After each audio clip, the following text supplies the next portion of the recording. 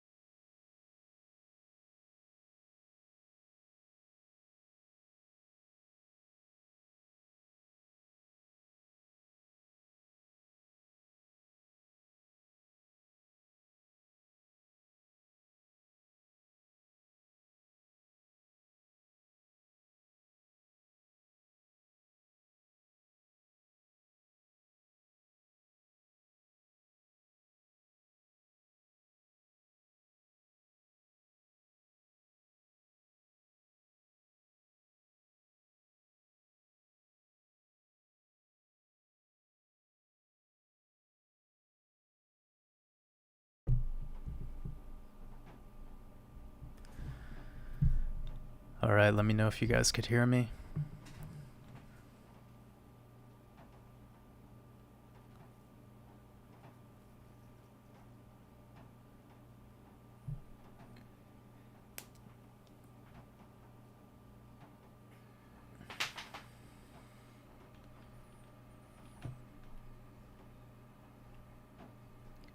Beautiful. Looks like about 100 people. I hope everyone is having an incredible day. What a busy week it's been for me. But of course, we get to finish it up hanging out with each other on the Friday night live stream. Let's try to get this to 400, 500 people. Feel free to share the link to this live stream with your friends and family, other high vibrational beings out there. I'm just going to get myself situated.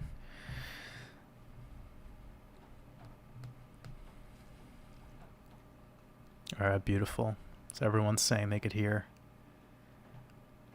So I finally got a new laptop, and those of you that might know me know that I'm very minimalist. I'm not materialistic. I don't like having a lot of things. I want to have a life where I could just bring it everywhere I go in a backpack. At least that's what I strive for.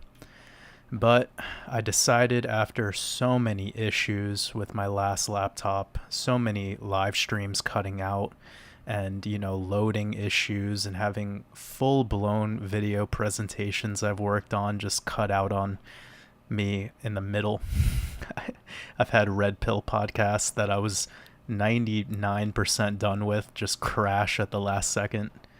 So it was about time that I upgraded, and what a smart decision. I believe it might even upload my videos in higher quality. I'm not sure yet because I have yet to actually do anything active on my laptop until right now. So this is my first time using it for work. I like spent about an hour this morning kind of setting everything up and getting it prepared so that I could do the new live stream. And I'm so glad that I decided to do that. So, you know, we've been doing this now about a year or so. Yeah, about one full year. And I remember, like, I'm sure some of you guys remember back when I first got going around March, April 2021, I had the worst audio quality. Like, I had such bad. I was speaking directly into like a 2014 MacBook Pro. Like, no microphone, just direct into the microphone on the computer. But also, like, it's a huge reminder to myself that even with the most minimalist equipment, you can still grow a channel, spread your truth, develop your communities, and do what you got to do. Like, anyone out there that thinks they need to have a $2,000 laptop or like a desk set up with a boom mic and all this extra shit, you don't need any of that. And that's important for people to remember, because we're at a time right now in the economy where people are, they're trying to learn how to make money. They're trying to learn how to, create communities, to do whatever it is that requires interaction with other people. And of course, the easiest way to do it is over the internet.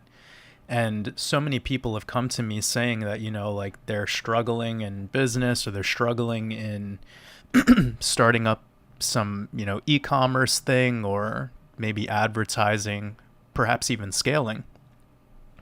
And a lot of people forget that, like, your computer and your cell phone, they have the power to do all of this stuff. Like, you could even do a live stream on your iPhone. And all of this technology is becoming a lot cheaper than it used to be. For instance, when the first iPhone came out, the iPhone 2G, it was like $400 retail.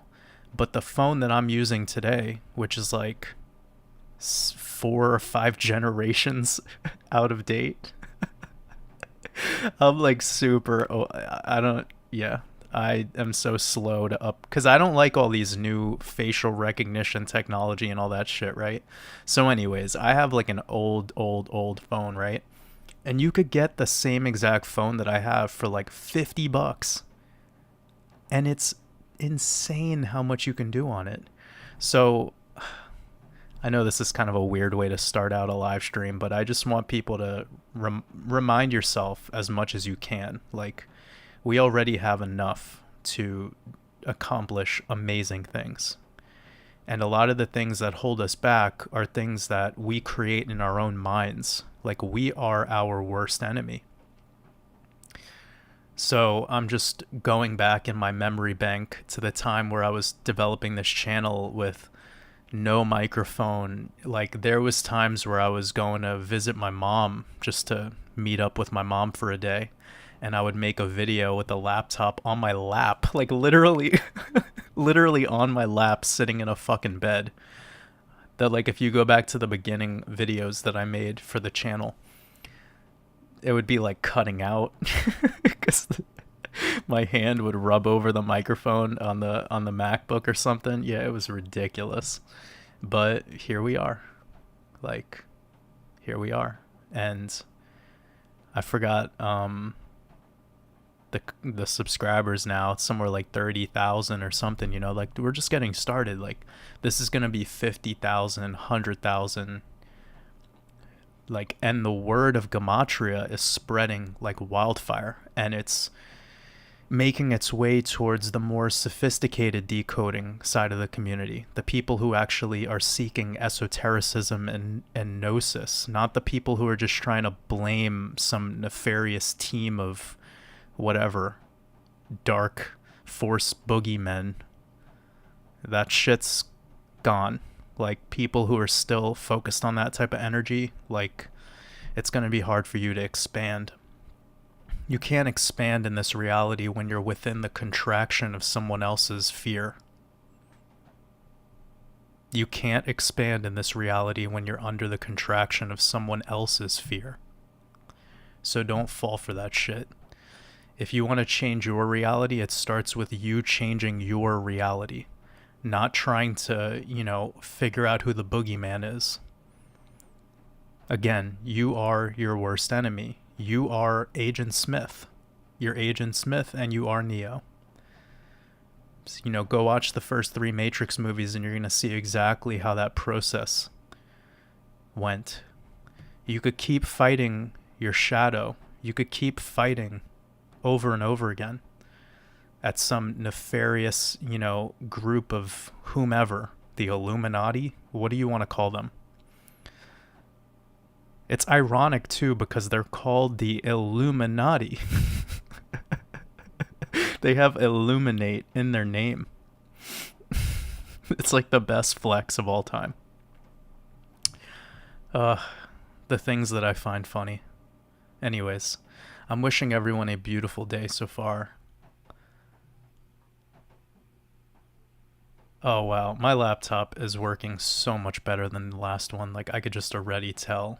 This is at 1440 HD video. My old laptop that I was using on last week's live stream, I was keeping it in 720, and even then it was glitching.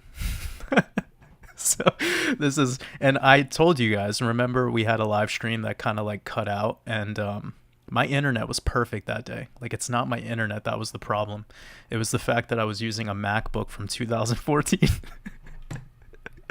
And I'm not cheap. Like it's not about that. I'm just one of those people that like once I get something, I want to really like take care of it for a long time. Like I want to have it for as long as I can.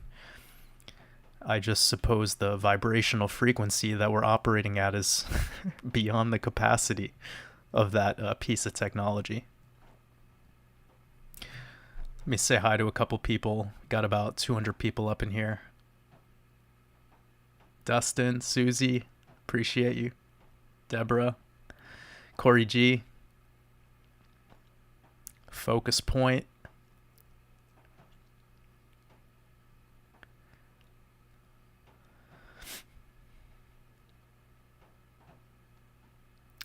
Diggs, appreciate you, brother. Alex, Mr. Jansen. Got a lot of love up in here. I love it. Scott Bryce.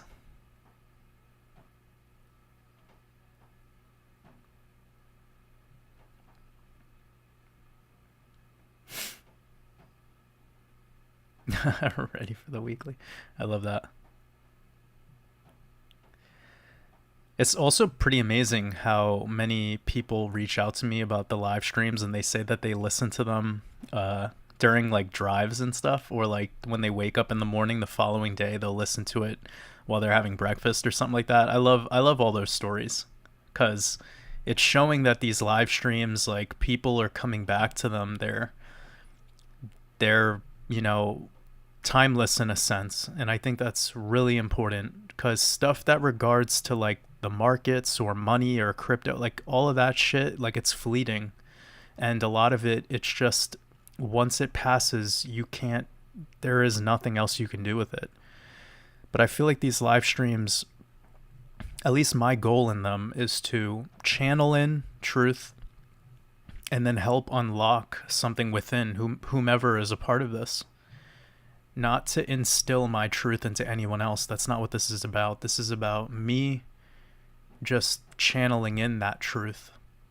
And, the more love that we have in the chat and just the more love vibration that we have from all the people who are a part of this, it's going to make it even stronger and more, So that's what's amazing about these live streams is they're timeless in a sense. We could go back into them a year ago and see, where it's brought us today. Because I'm learning too. I'm learning through that process. Every single opportunity you have to communicate with another person or a group of people, it's an opportunity to see how you're, taking in this data from the cosmos and how you're interpreting it. And then the number one thing that I've had content creators reach out to me about is the ability to just talk for long periods of time, have like a stream of consciousness and ride the wave. And I do understand that few of us here in this realm have the ability to tap into that, but perhaps I hope what I'm doing here in these live streams and in my the podcasts that I do on the weekend, being able to do this for an hour straight or 4 hours straight or however many, I hope that helps a lot of people with their speaking abilities. And one of the bigger things that I've noticed people struggle with in their life is being able to take this incredible knowledge that you all have, all this wisdom, and be able to actually share it. Right? I believe we could all remember a time where we had a subject matter that we wanted to talk about with people, but we just didn't know how to articulate it. You know what I mean? Somebody learns about like the shape of our realm, or they learn about like what this scenery is that we're looking at, or they're learning about, the Tartaria concept, or, the mud floods, and they are unable to actually talk about it with other people. And then they say, oh, I have no one I could talk to about things. But it's like, you see the paradox there? It's like you're not able to articulate your thoughts and your feelings because you're trying to teach people. And there's something like, it's like our higher self doesn't actually really want us to teach anyone anything. Our higher self wants us to be able to help others unlock their inner teacher. Like, we have to learn how to teach ourselves first. Once we learn how to actually teach ourselves, we start to see that we could unlock the truth from within at all times without access to any books, without needing to read or watch any videos. All the truth is already within you. Like all of the truth that actually has utility. Remember, there's a ton of information out there, but how much utility does it have? Right? Like, very few of us are lazy. We're just bad at analyzing data. Like, I'll say that again. The biggest issue right now in the world is not how lazy we are. It's about how good or bad we are at analyzing data. There's too much information. We're in the information age. And that's why a lot of the time when I'm speaking, I always remind people, like, listen from your heart, not your mind. Your mind is this like logical catastrophe of duality. And when you're within that duality consciousness, you're always going to be at the tug of war of right and wrong. And right and wrong has no utility. It only works when it's working, and then when it stops working, you're shit out of luck. So when you break free from the spell of duality consciousness and you expand out further, you start to see how there's so much more depth. There's so much more purpose behind what's happening here. And if we could utilize our attention properly to be at things that we're passionate about, that actually serve us, not just serve the moment of winning an argument or proving a point. Because that's really why I think a lot of people seek knowledge, unfortunately. A lot of people seek knowledge because they want to teach people how they are wrong and how you are right. And you see what that does there? Like, I'll give a good example. When two people are having a conversation, I've seen this happen a lot in the modern age. Two people are having a conversation, and something that could be checked, like factually, will be responded to with, oh, what you're saying is not what I've learned. And then somebody will say, well, Google it. We'll just look it up real quick. Like, wait up. So you're trying to prove someone else wrong by going to the most controlled, centralized information data bank that ever existed to prove your point? Like, I'm sorry to break it to people, but when you Google anything, it's going to show up the way that you want it to show up. If you want to be right, just Google it, and you'll find what makes you right. Like, if you want to find an article that proves that eating candy all day is good for you, I'm sure you will fucking find one. That's what the internet's all about. It's about providing you with your with the most comfortable thing, which is something that requires no effort. It's like data fast food. That's why truth is uncomfortable. Truth requires effort. You have to actually burn calories to get truth. If you could find it in 5 seconds, it's not the truth. Like, it takes time. And most of the time, when we're in our venture towards finding truths, we're so quick to accept something just because it's fresh.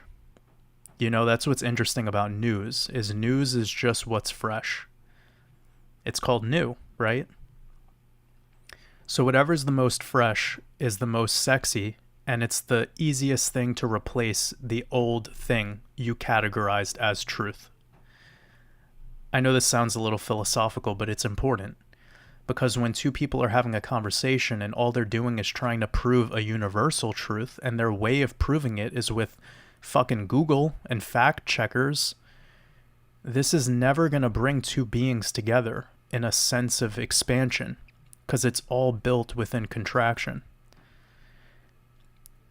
It's like, how do you dance when you're meeting with everyone trying to have a sword fight? And I think even it happens with content creators, it happens with all artists, it happens with so many people. And I really hope that one of the things that this live streams does is allows people to go towards the path of unity rather than division. The path of realizing your own truth and allow everyone else's, right? Love is allowing. Just because you don't agree with somebody doesn't mean that you also need to let them know about it. Let people do them, right? I'm from New York, and one of the sayings we say is like, just stay in your own lane. Like, stay in your own lane. The moment you try proving other people wrong, your higher self is just looking down at you, like shaking its head. Just being like, come on, bro. Come on. You know better than that. You're not here to change anyone's mind. You're not.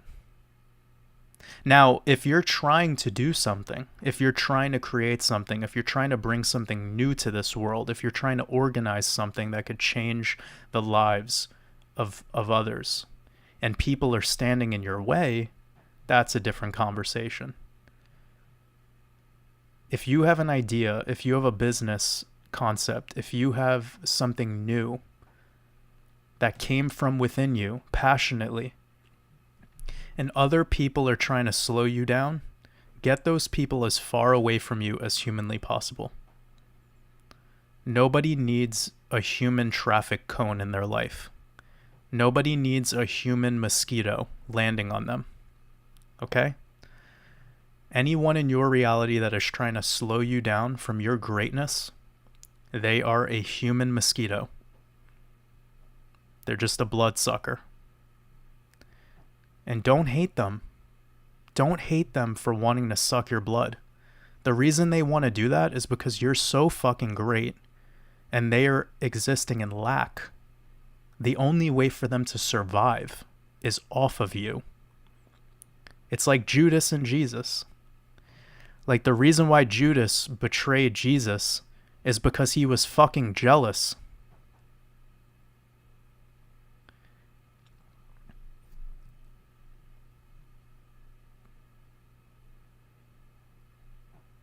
We do it to ourselves. We literally do it to ourselves. We have a Judas within all of us who will betray us in the process towards our outcome. Your outcome is set in stone. We have a coded reality. Your outcome is set in stone.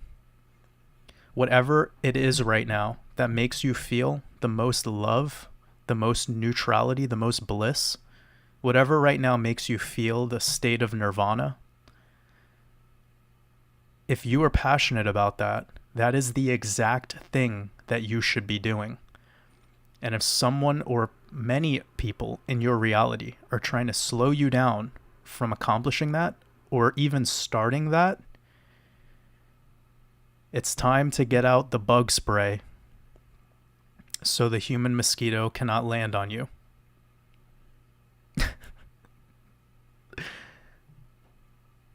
But seriously, don't let anyone suck your blood. And you know what sucks? And this is where it goes from like the red pill to the clear pill. Like, you know what really sucks? The people who say they love you the most sometimes are the ones that are your biggest enemies, right? And it's because love is a very powerful energy. It's such a powerful energy. The person that you love the most, the person you're the most infatuated with, the person that you admire the most, is also the same person that's going to piss you off the most. Right? It's the person that could aggravate you the most. Why is that? Why is that? It's because we allow somebody to become that in our reality. That is the sacrifice of love. Once you allow a full spectrum of ideas, emotions, theories, concepts, and behavior, once you allow all of that to step into your domain, when you allow all of that to step into your dojo, you need to know how to manage that energy. If you let that energy walk all over you and conquer you, well, you'll see what your outcome will be. If you want to dominate that energy and you want to be fully controlling over it, you'll see what that will do to you. It's all about the balance. It's all about the neutrality. Remember, dance. Don't sword fight. So it's amazing because all the things in this world exist because of human interaction. And some people would be like, but hey, Jordan, like, what about Mother Nature? Well, look at what humans have done to nature. We've terraformed the shit out of this realm. We're maniacs. The reason the world looks the way it does is because we decided to make it look that way. I know people might disagree with that.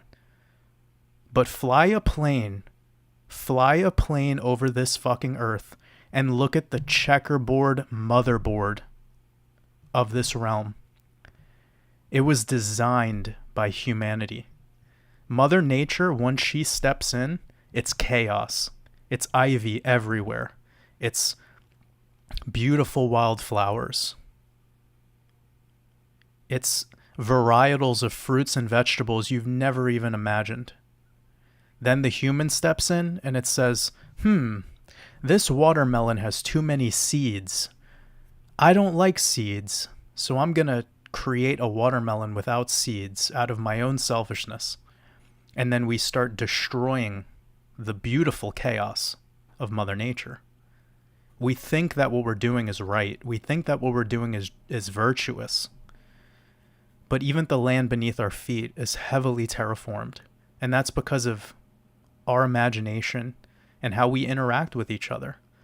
When high vibrational beings come together and interact with Mother Nature, we allow her to do her thing. We don't want to conquer Mother Nature. It doesn't happen in a high vibrational being. It happens in a being that's completely absorbed by domination and wanting to hold dominion over, whether it be the animal kingdom or the plants. But you got to remember, everything is this cause and effect. So the more that we dominate something that's trying to just do its natural process, the reaction and the vibrational frequency loop that it gives back as the feedback of this whole equation, it catches up to us eventually. And then in turn, it'll catch up to our vibrational frequency. So this is a way of saying that if you love the land and you operate with a high vibration with the land will produce a higher vibrational product, which will have a communication with the cosmos, which will come back to you and all of the beings here on this planet in a higher vibration. This is how the entire vibrational frequency gets promoted. But right now, we are a very self-serving humanity, a very materialistic humanity. And we figured out a way to have complete dominion over Mother Nature. And it goes into every single aspect. We even had a live stream once talking about like crystals and how look at what crystals have become. They're just taking them, they're tumbling them, they're fucking dipping them in dyes and doing all this crazy shit. And it's like, my God, man. Like, we are such an interesting species. We really are. And then this is like the new age community. It's like, really though? So there's a psyop within a psyop within a psyop, and the answers are right in front of us. It's the most basic. All the cures, all the everything is much more simple than it seems.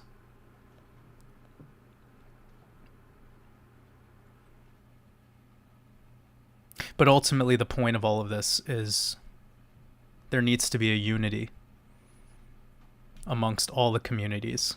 Everyone needs to allow everyone, because if this mindset of, you know, having a free mind, if this was to join forces with perhaps other communities that aren't so savvy, that aren't so sophisticated, they would see in us that we're not trying to change them. We're just leading by example, and look at the outcome of that. Like, I mean, just look at the market. Look at how, like, over the last year, the way the market's been behaving. And, you know, we are one of the few communities here that's actually attacking this whole investing thing from a more conscious perspective. And the emails that I get from people that are like, yo, a year ago, I would have been like fucking depressed and suicidal because of the way the market is. But ever since, you know, I've started tapping into some of this stuff, like, it's no longer affecting me on an emotional level anymore. Like, I used to have people a year ago that would reach out to me and they're like, their fucking families were falling apart and their communication with their loved ones was dissolving, not because of like COVID and all that bullshit, but because of how addicted they were to like looking at charts all day. It was fucking destroying these people. And then they started, you know, seeing what this is really all about. How this whole market, how all of this stuff is designed as an energy harvesting experiment. And don't let it harvest your energy. Like, you need to promote yourself to a higher level if you notice things are starting to bother you. Anything that bothers you or that lowers your vibrational frequency is a mirror back to yourself. It's a feedback loop back to yourself to make you question why you're analyzing these things or perceiving these things in negativity to begin with. You understand, right? Like, everything that you dislike, everything that's bothering you in this reality, it's knocking on your head and saying, hey, I know this bothers you, and I'm going to keep bothering you harder and harder and harder till you fucking let go. Haven't you noticed when anyone who does mushrooms or maybe DMT or ayahuasca or any of those things, time is the scariest thing to lose. So when you're in this battle between holding on to time and it's slipping through your hands like sand, you become the most frightened. It's the scariest shit ever, because you're like, I want to go back. I want to go back. I want to go back. Stop. You want it to stop.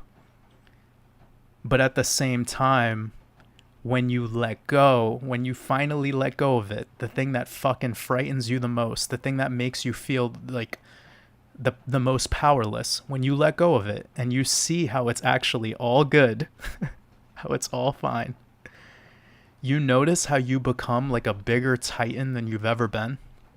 You become like a god.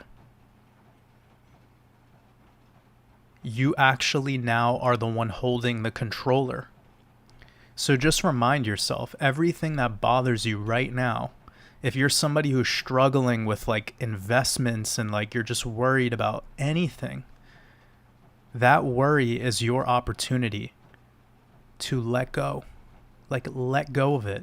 I know it's scary. I know it, like, it's a consistent stream of dopamine that makes people feel like they're alive. But I promise you, if that dopamine is coming to you from an investment or the way your portfolio moves, that is an algorithmic fucking chart with candlesticks moving up and down. It's not changing your life at all. So if you're allowing that thing to dictate the way that you feel on a daily basis, and at the same time you're not giving any attention to the organic things within your reality, like your family, your loved ones, your children, your business, come on, right? Like think about that. Think about that.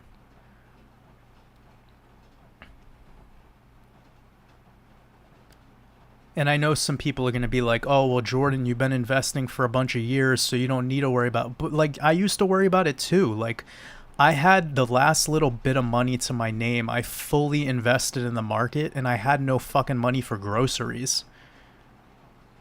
But I didn't start bitching and complaining and fucking, getting mad at other people and all this shit. I changed my life. And what I learned in the process is that I will never, ever, ever, ever, ever let money dictate my emotions. That is the most parasitic and inhuman, like, it just doesn't even feel like life.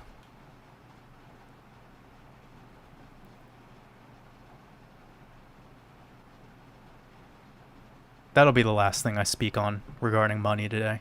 But I just think it's important because too many people get caught up in that. And where this all stemmed from is how beautiful this community is regarding how many people have let go of that type of behavior since finding this channel, since tuning into these live streams, since joining the mastermind community, all of those things. And I know this through my email inbox.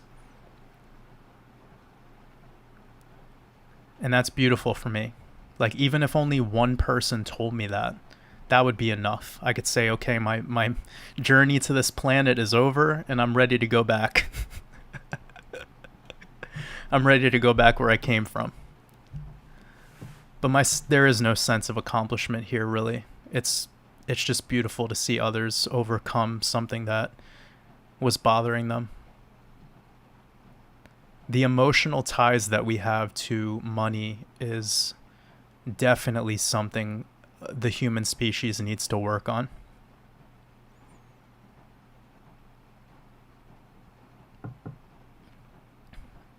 I'm just going to move through some of your questions. Oh, it's beautiful. We got like 350 people up in here. But yeah, the really what's important about all of this,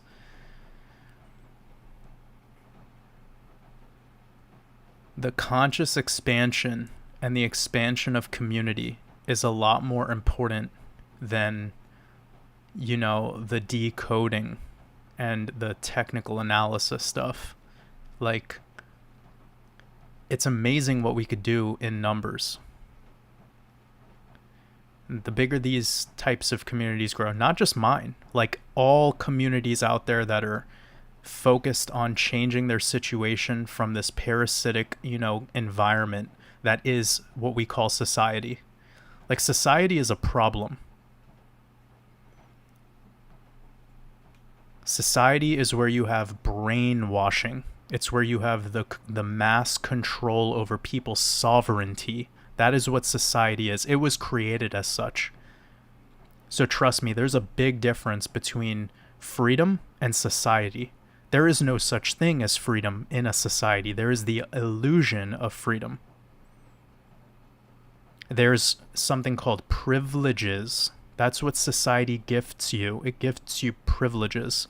It doesn't give you freedom. And that's a really difficult pill for people to swallow.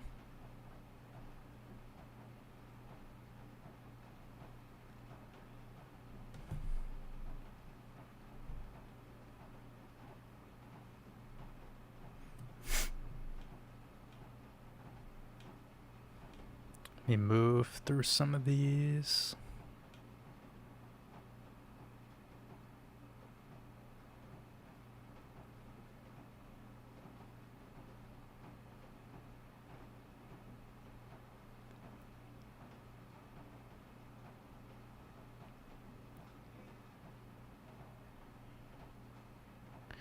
Yeah, we're not going to talk about viruses this week. Come on now.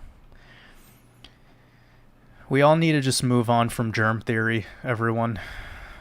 Take some time out of your daily schedule if you want to learn more about it, but there's really just not more for me to share than what was shared last week. Like, it's a hoax. I'm sorry. Like, I'm sorry to burst people's bubbles, but like, the human body is designed in a state of perfection. We are brought here to be delivered from our mother's waters, from the womb. That's why she's called the womb man. We are delivered from her waters in perfection into a reality where if you were in a hospital, you're pretty much just signed up to have a degradation of the organism from the moment you get out of your mom. The whole system from literally, I mean, it's even before that with the fucking epidermals and all this, the drugs and that's not my job to teach people about that stuff. Just the whole system is fraud. It's fraud.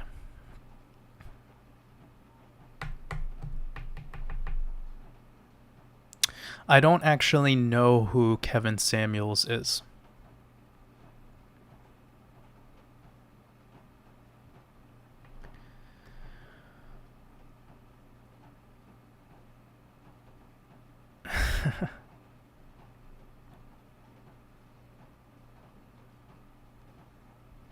Yeah, I honestly only upgraded my computer because my computer was causing me a lot more trouble than it should have been, and I couldn't take it anymore. Like, one of the things is I've become quite busy lately. Like, I'm much, much, much busier than ever. So if I have a video that I'm making and it just crashes and I lose the whole video, imagine what it does to my schedule. It puts me so far behind. So it's not only frustrating for me to lose art that I was working on, but it's frustrating for me to just have my whole day messed up. So yeah, Choki says something very important. We don't even use all of the options on our phone. That's 100% true. Once, like, especially if we're talking about Apple, and I'm sure this is the same for the Samsung products as well. Like, once they invented the App Store, like, phones can now do so much, even with the really old generation phones. Most of them also have hardware that could just be updated to the newer softwares. So unless it actually has some sort of like physical problem, like where the screen breaks and you can't read what's on the screen, or the microphone breaks so you can't actually talk into the phone, I mean, for the most part, they do a lot more than the average person even needs.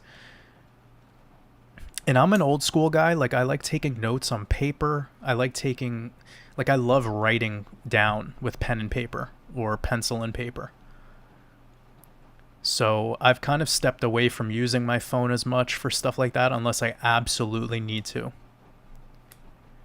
I just feel like I'm a lot more, like, the way that I think to the paper is a lot more.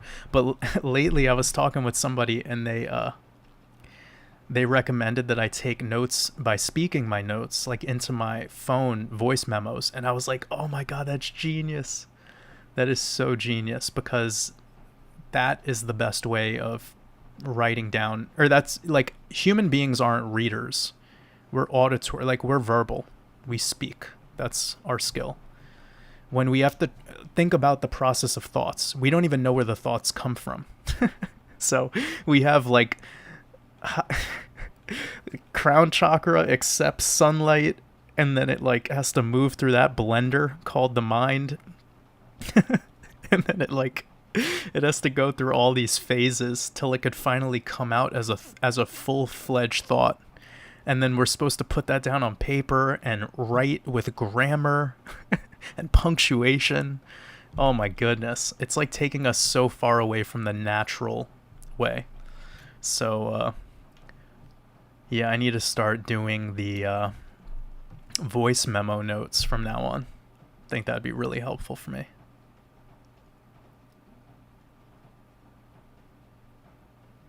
So, someone asked me a fair question. They said, why do I not show my face? Well, I actually brought this up when I designed my channel, and before I made my channel, I decided to do this.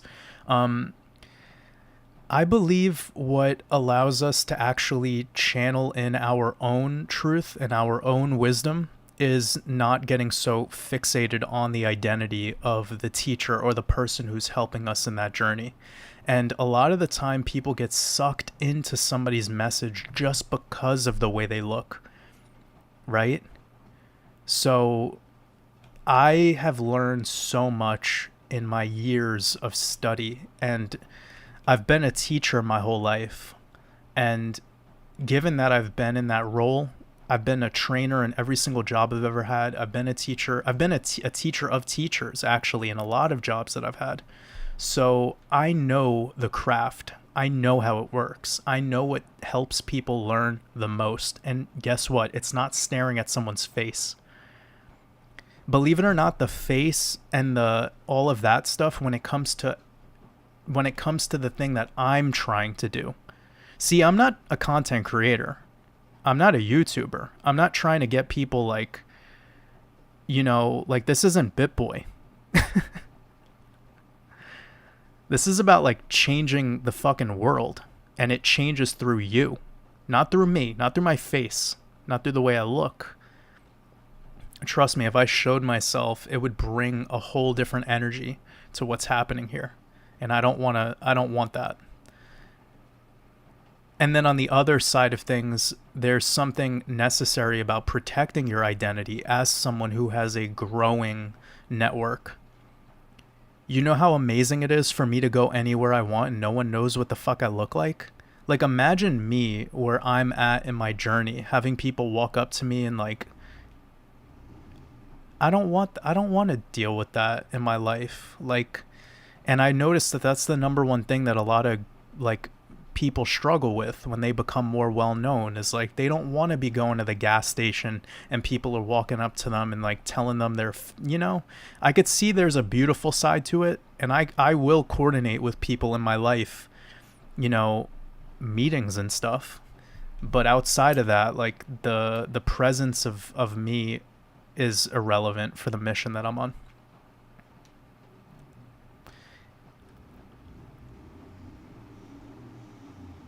Remember, if you're somebody who's has a mission statement and you're trying to do what you're trying to do for a specific reason, don't ever cave in to the algorithm, okay? You know how many people like sell their soul for the algorithm? Where like the only reason their channels are big is because they show themselves, is because the O face, that's the only reason. Like straight up. And people know like sex sells, right? So that's why you see people like, they're purposefully showing off their bodies. They're doing all this because they know it gets attention. And if they could get the attention that way, then they don't need to be wise. They can just show you their face, their beauty, their body, and that's what people are attracted to. Like really beautiful people could say super like really dumb shit and get away with it. Like, has that not been proven?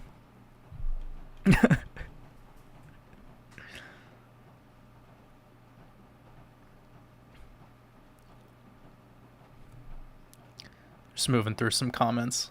It's beautiful to see almost 400 people up in here.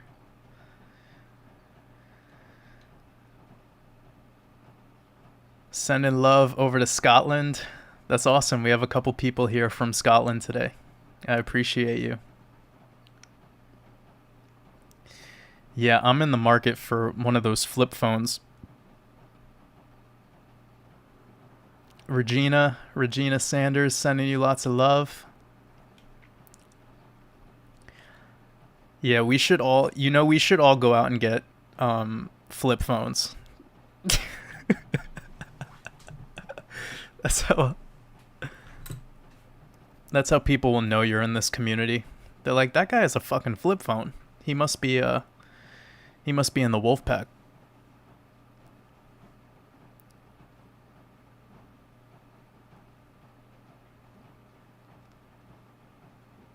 Oh, that's beautiful. Eleonora.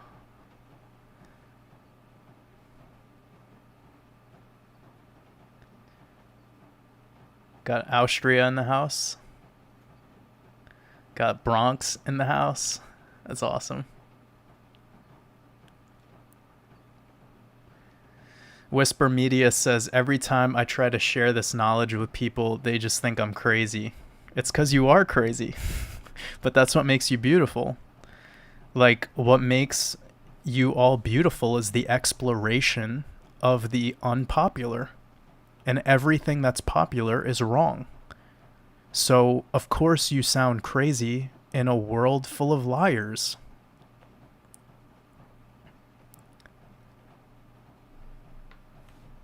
Like, what's that one movie where he's like, you can't handle the truth? Like, that's facts, bro. That's like the human species. They just can't.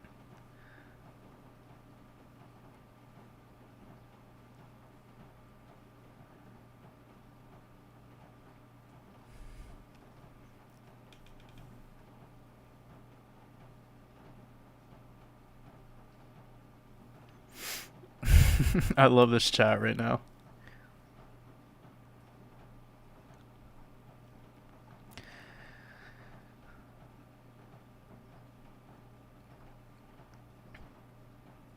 Oh, also, for any of you that are into hip hop, anyone out there into hip hop, go check out Meta. Mehtah. Meta. He's incredible. Legend. Every lyric he has in every song is exactly where we are at as a community. And fortunately, I've been able to get in contact with him, and I hope to be collaborating with him in the future on something. But he's the man. Go check out his YouTube videos. He has a couple music videos. He's up and coming. I know he's going to be one of the greats.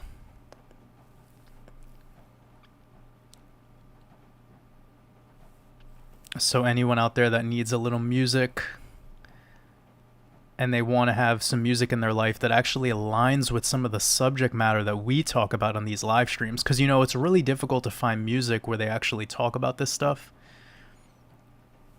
But I also know that at the same time, not everyone's into hip hop. But I think if you're not into hip hop, it might be because the lyrics usually don't vibe with you. But listen to Meta, and you're going to see that this might change your mind. See, for me, I got into hip hop when I was growing up, super, super young. And it was because I was told about the poetry of it. Like, the music was secondary. And then later in life, I started the musical side of it started growing on me a little bit more, but that took some time because traditional hip hop production is very like low frequency, lower chakra stuff. It's not really designed to be uplifting and expand the expansion of it. So I could see why people have their quarrels with it for sure. But it's just so amazing to see some people out there that are pushing conscious hip hop because it's the poetry taken to the next level, and it's something that's actually missing from most music in general. Most music is missing that poetic nature to it in the modern day because, again, it comes right back to what we were saying before with the algorithm. Like, most people, they watch a couple videos on how to become successful on YouTube. And it's like, you need the O-face thumbnail, you need the clickbait title, you need to have the tags, you need to make a video of the exact, thing that happens the second it happens. Like, as long as you keep following that algorithm, you're going to be fine. Like, you don't actually need to make good content. And I don't even want to make good content. I want to make shit that teaches somebody something. So when they watch what I do, they walk away with something that they can use personally. So they don't need to be reliant on me. A lot of the time, these big channels, and this is not to talk on other people's work. Like, that's not what this is about. I'm just trying to let you know, like, where I stand on this all. Like, I'm trying to be like an anti-content creator. I want to make it so that it's something you will walk away with and have a skill, not just like fulfilling people's minds with uselessness, So anyway, check out Meta.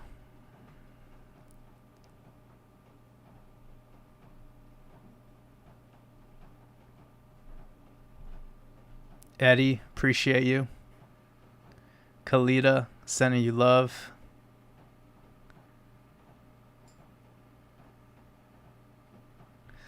Connor asked me, he would love to know my mentors, teachers growing up. All right. I was obsessed with watching Muhammad Ali documentaries. I was very creative as a kid, so I used to do like a lot of drawing and a lot of like just alone time. Like, I didn't really spend too much time looking for wisdom, but I felt like I was really good at channeling in energy to be able to create stuff at a really young age. So through that, I got very attractive to other creative people. And I also got very attracted to people who other people were kind of, how do I say this? Other people would say like, oh, this person is an ego like maniac, or this person like is so full of themselves, and this person is. And what I noticed is every time a normal person would call a great person like a narcissist or something like that, it was just because that person that was lacking in their life was jealous. So I always paid attention to that because that was a huge sign to me of who I should be listening to the most. And that's people who are getting a lot of hate. Like, because if you're great, you're going to get crucified. Like, that's just a fact. And I know that's kind of counterintuitive to what most people believe, but it is what it is, man. Like, so I was always attracted to profound, unpopular truths, and I was always attracted to people who would showcase their greatness, not only with their physical ability, but with the way that they would talk about themselves. Because I'm a firm believer that we spellcast our reality into existence. So when I would hear Muhammad Ali like just say that he's the greatest, I took on that energy at a super young age, and I was like, fuck yeah, bro. Like, everyone should be walking around talking like this. But everyone's scared to say that, and that's why no one's great, and no one could tap into their greatness. And this is why a young black man from, Louisville, Kentucky, during a time where we had segregation in this country and all of these fucking problems, rose to being the greatest, most memorable athlete ever of all sports of all time till a reset happens. And just watch the way he would public speak, watch the way he would talk, such finesse. And he could actually articulate his ideas instantaneously after he was asked about it.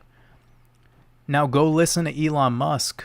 Listen to an Elon Musk interview, and you could tell that he's reading a script. He doesn't even think his own unique thoughts. He literally is trying to remember, and his mind could barely articulate the script that he had to read before, getting involved with whatever interview this man was on. There's no free thinking. There's no free thought.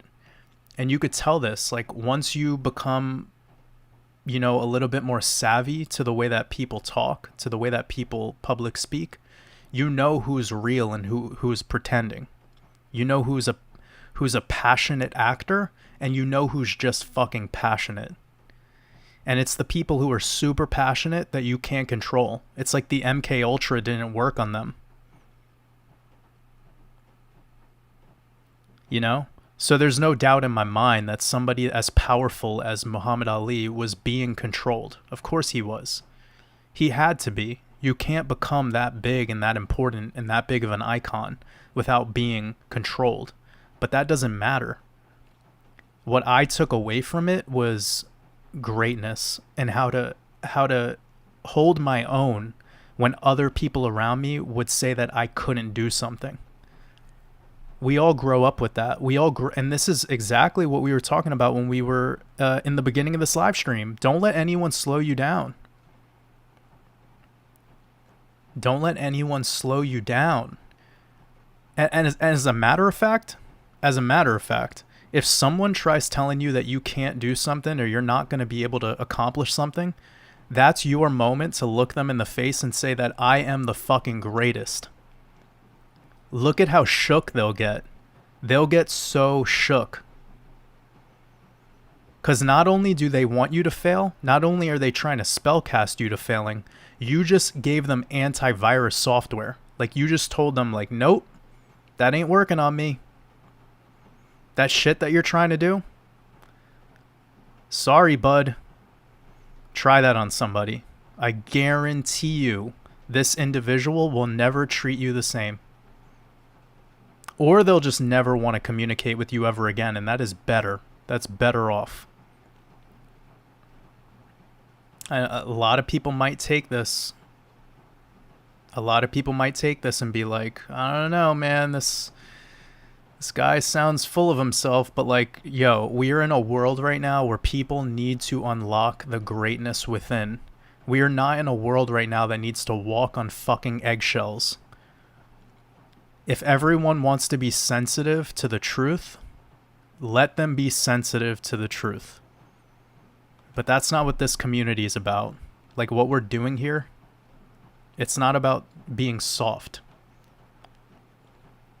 Like, change doesn't happen by trusting in the majority's lack. Because trust me, like, the reason the world is the way it is because 99.99% allows 0.001% to dominate over them through influence. And it's influence that comes out of a fucking screen. So imagine the layers of indoctrination and hypnotism. So if you're somebody who could resonate and you see the inner greatness that you have, you're a gem. You're literally a fucking gem. So shine like one. Like, when you're a gem and you shine, there's going to be a lot of people around you who don't like that. They're not going to feel so, happy for you. That's Judas. So don't be your own Judas and betray yourself because you're too soft and everyone around you is trying to put you into lack when you're trying to manifest abundance.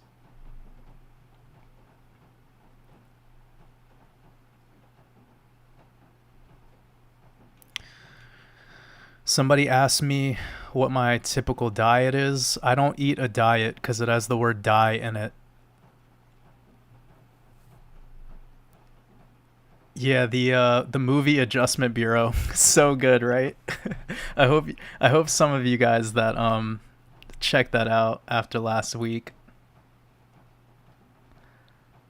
I thought that was like a really mind-blowing movie.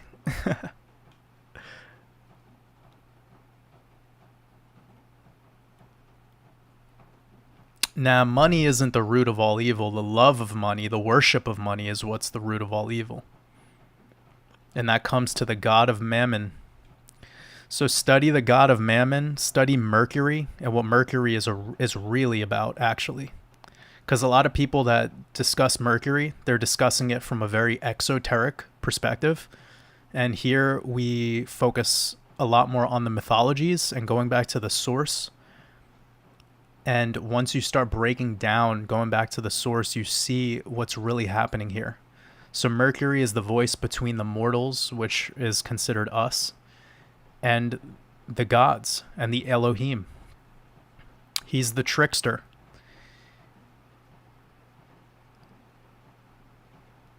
But it has a lot to do with money regarding fake fiat currency. And this also has a tie and a connection to Moneta. So I have like a full-blown Gematria masterclass that I'm working on that I'm planning to release hopefully in a couple months that'll break all this stuff down.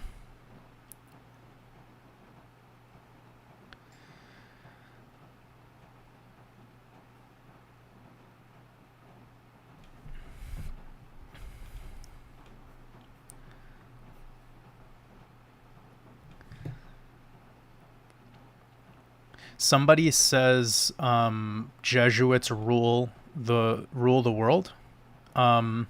It's not just the Jesuits. So, okay.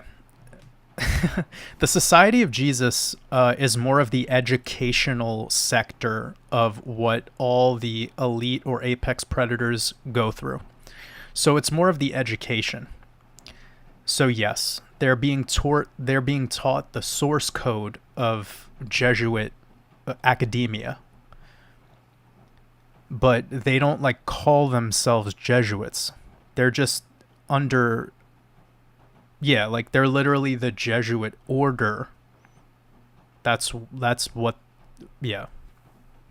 It's like the Tartaria conversation, like when a lot of people learn about Tartaria and like ancient maps and mud floods and all of that stuff, they start calling everything the Tartarian Empire, and that's not it. But I know that like we learn this stuff and we very quickly just jump on board with whatever it is that we just learned, and we don't go study and look into it deeper. So yeah, the Jesuit side of things is more over the educational side of it. And yes, it is tied to the Templars, which means it's tied to army and military, which means that it comes to Washington, D.C., because Washington, D.C. is the military parasite of the realm, the visible realm. So there is a huge connection to the Jesuits in this overall conversation of the apex predators, but it's not the only thing. So I know a lot of people who've come to my channel specifically from Zach's work. That is kind of where they've left off. But we're not going to... Much love to any decoders out there who are in their journey. But if you're only blaming the Jesuits, first of all, stop blaming. And second of all, study a little bit deeper into the actual Society of Jesus and all of their ties back into this beginning of the Great Reset, the initial reset that we're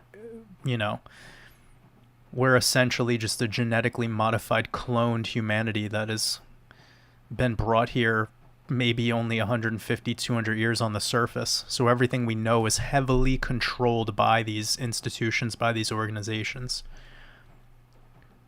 So you have to be super savvy when you're doing your own research, because it's very easy to just get caught up in someone else's truth as opposed to seeking your own truth.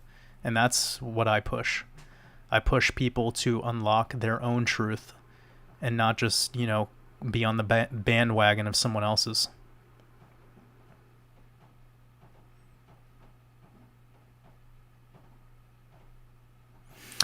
Somebody asked me, for complete beginners who are not in the know for crypto or numerology, how would the Mastermind course help? Is it difficult to learn? So Microwave Homie 21, first of all, I love your name. That's amazing. What's important is that I don't, tell you how it'll help, because that's not how anything works in life. Like, what is covered in it is all I could say. So I cover everything from basic level, like beginner, to intermediate level things regarding not only decoding but also technical analysis, how to develop portfolios, how to read charts, how to use basic technical indicators, all of that stuff. But what's most important is what people in the comment section who've done the mastermind course could speak on. So I'll let everyone else speak on their experience with it, but it has about 120 videos right now, including my exit strategy blueprint. So it's packed full of data for the price that it's at. And it's not as important to learn numerology and gematria necessarily when it comes to investment thesis. Actually, investment mindset is so much more critical. Being able to control emotions, have a long-term investment thesis, not getting so caught up in the day-to-day. You could know everything there is to know about decoding and how to do technical analysis, but if you don't have the stomach to be an investor, then there's no course that could help anyone. So one of the number one things that I teach in any educational material that I put out, including my mastermind course and my advanced trading course, is the mindset. The mindset is the most important piece of anything that deals with money, because money is currency. Our emotion is currency. And if we don't know how to use that currency, then we'll never be able to get, ahead in managing that. And this goes for even successful people, very emotional, successful people. Sometimes they make a couple of good calls, and then they make one mistake and it fucks up everything. And they don't have the ability to rebound out of that. And that's because they're a very emotional person.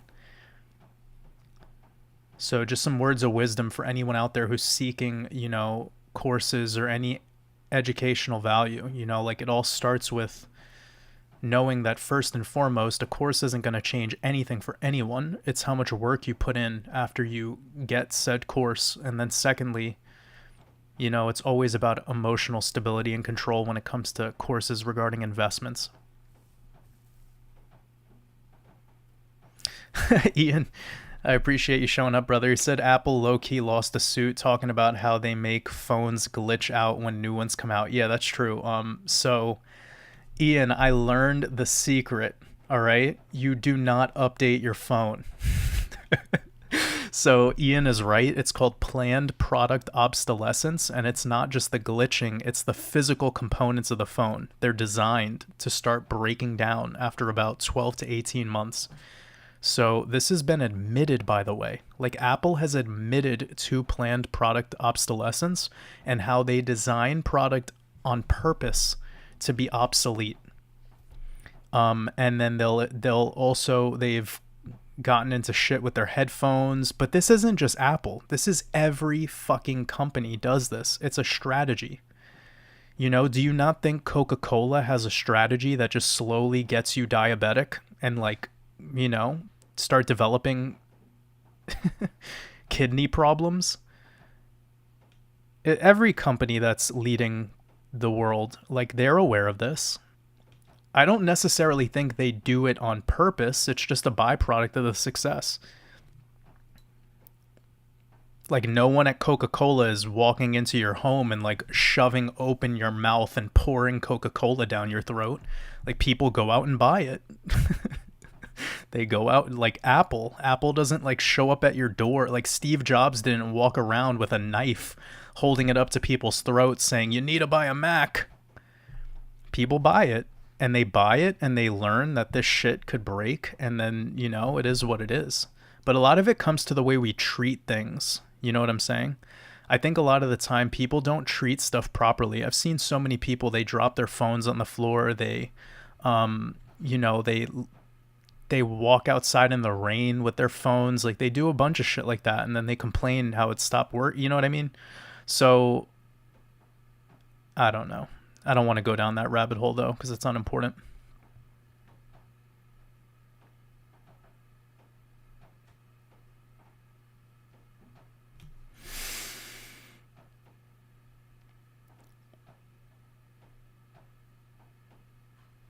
Somebody said there is no Satan.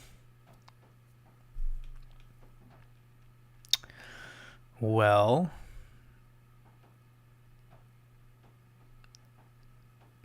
I want to say something back to that, but I think RB is a beautiful person, and I'm sure that they were just poking a joke and fun.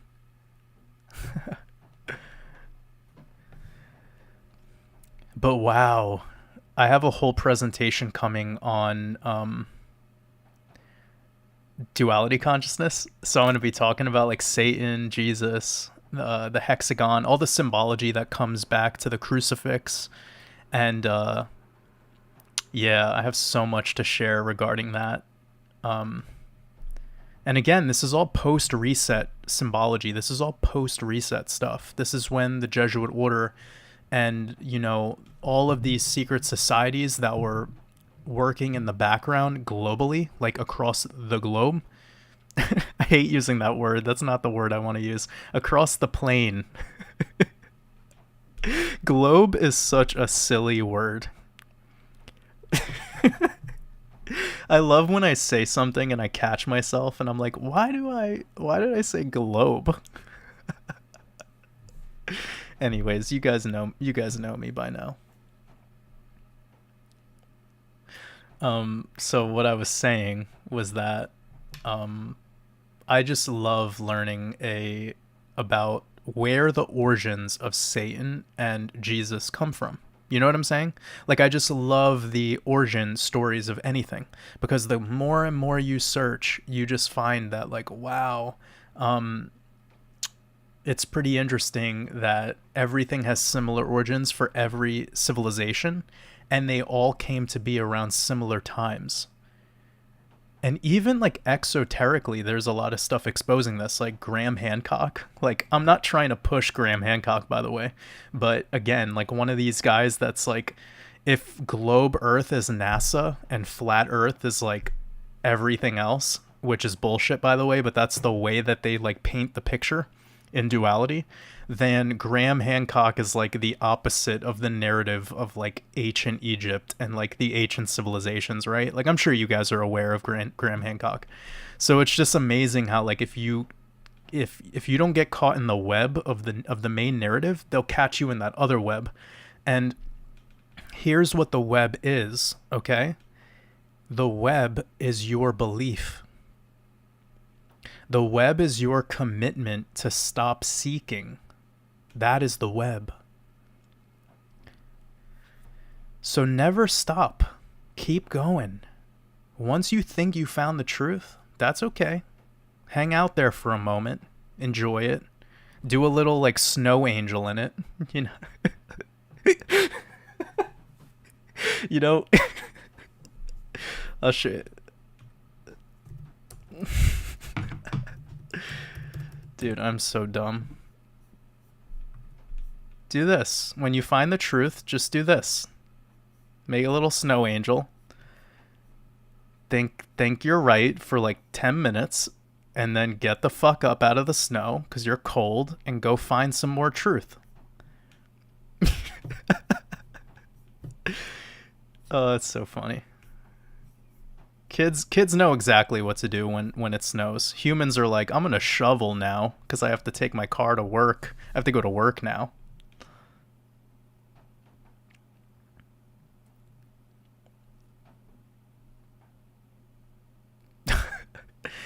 Clementine said, I miss my dumb phone so much, but I read it at first and I thought she said that I miss my dumb people so much. And I was like, I took that in a way that was really comedic. All right, everyone is talking about flip phones, so you could tell how far away in the chat I am. All right, I got the first super chat. So Cordy G, I appreciate you. Thank you so much for the super chat. It says, I always get so excited about these live streams, feeling and sending lots of love. I appreciate you. Thank you so much for supporting my work. And it's great to have you joining us on this Friday. I really appreciate you.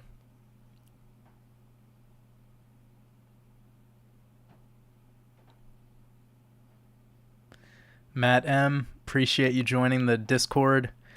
So, somebody asked where to get into the Discord. So, the Discord is available for people who are in the Mastermind community. So, that's patreon.com/mastermind. Or, sorry, take that back. People who are in the Mastermind community get Discord access, and you could get Mastermind community access by joining Patreon. So, it's patreon.com/WatersAbove. And that's actually in the pinned comment of this live chat for anyone. Sorry, I read that really, really quickly. My mind's all over the place. It's somebody asked me the link to Patreon. So the link to Patreon is patreon.com/watersabove. And there you'll see the memberships. And any membership you join will include Discord access. Drewski said meta hip hop artist. Yes, definitely meta.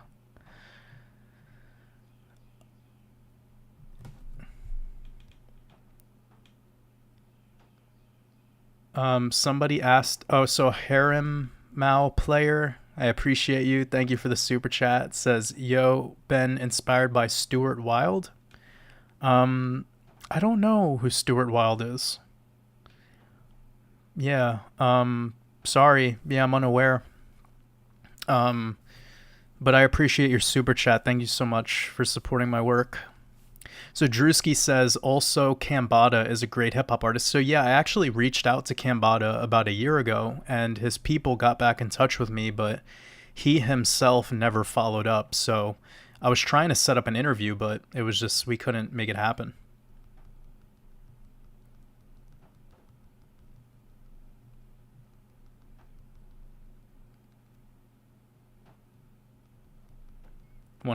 One second.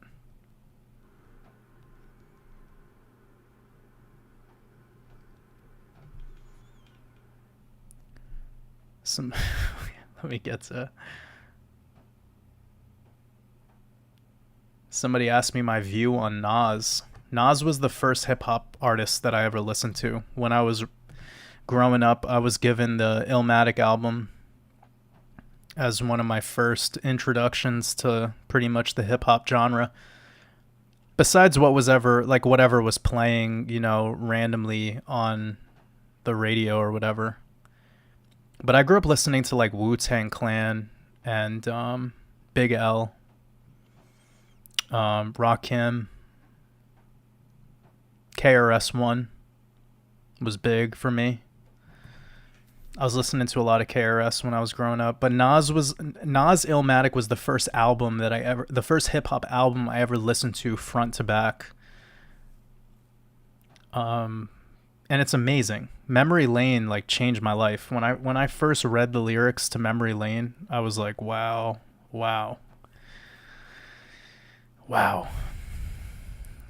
It's pretty much the best place for, I think, anyone to start if they're getting into hip hop and they're used to hearing the regular industry hip hop. For the people that want like an introduction to good old school lyrical poetry focused hip hop that has an incredible feel to it, not like any violent bullshit, Memory Lane by Nas. But Nas is deep in the craft, man.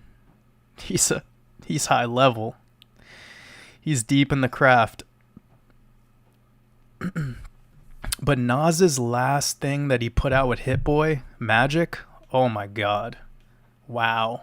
That was the best Nas record I've heard in probably over a decade. Nas's new thing, the very new thing he just did with Hit Boy, not King's Disease. It's called like Magic or something. Fire.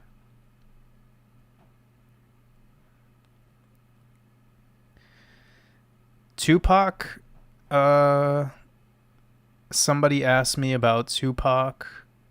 You guys know me, like I'm always going to speak positively about other creators. So I'm not entirely sure what people want out of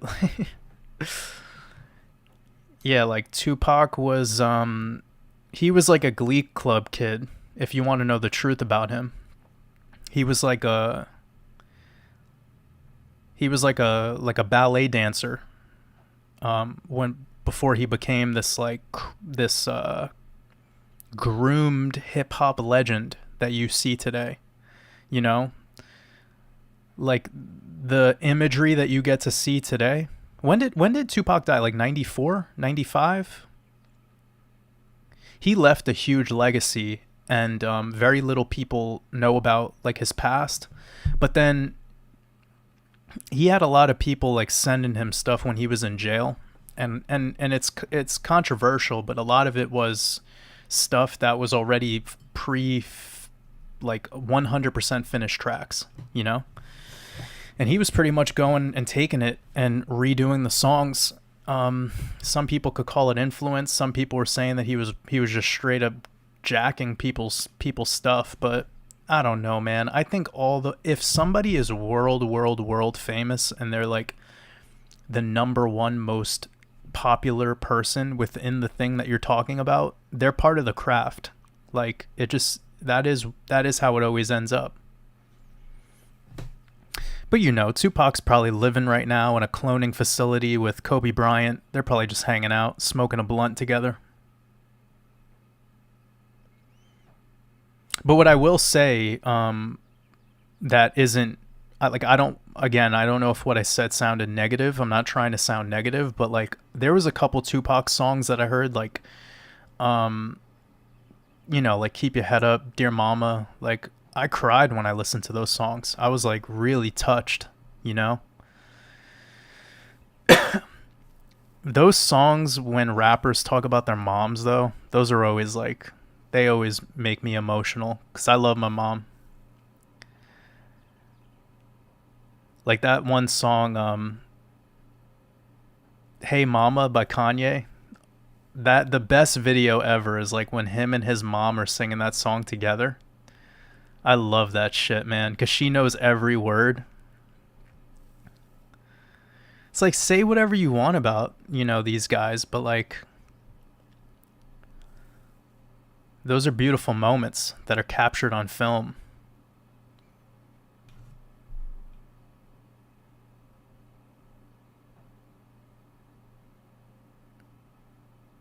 Somebody said Meta is way better than 99.99% of all the other rappers out there now. Meta's a god. He's on that high vibrational frequency. Happy to be says, thank you, Jordan, for waking me up so much. Truth inside of me. Any ideas about the difference in poles, Taurus field for man, woman? I've read about the etheric body of a woman being negatively charged. Love, Jay. I appreciate your super chat. That really means a lot to me, and I love this question. So there is like a yin-yang effect between the man and the woman. We could look at it as positive and negative, but based on electrical charge, right? And I assume that is what you were discussing. You're not saying it like negative is in unhappy and positive is in happy, right? You're speaking a little bit deeper on the matter. So correct. So like any battery, it's like you have the cathode, you have the anode, but then you need something that brings it together. You need an electrolyte, right? So this is where the waters come into play. And in the Chinese system there, and I assume most of the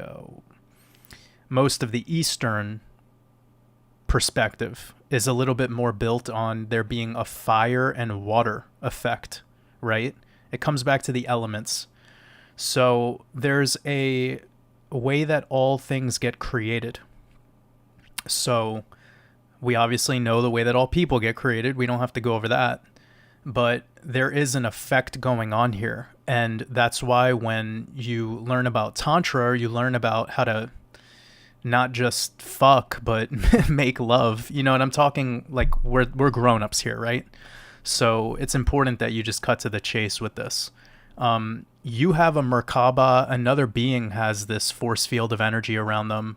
When your chakras are in alignment, and theirs are as well, and they're at a higher vibrational frequency, and yours is as well, you're gonna create something very special. Like it just, that's the process, right? But it's the same way when you're a farmer dealing with land. Like it's not just the photosynthesis and the sunlight and the rain and the mother nature, the human is the component that could step in and actually marry all of that together so that there's an effect, and this effect is what we call, agriculture, and we're able to actually do something with the land. And there's a process of which it gets out of control and it is unmanageable, and there's even a process where it becomes heavily controlled, and that's what we have today, right? We have a very controlled environment. We have a very controlled human, like a very altered human, if anything. We can take a perfect baby and completely destroy it with just modern medical practices that every country goes forth with. So it's a little bit deep of a question you asked regarding the toroidal field, and like everything works with torus fields. So that's just a given. But not necessarily an easy thing to answer. Wish I could hop back into that question so I could break it down further, but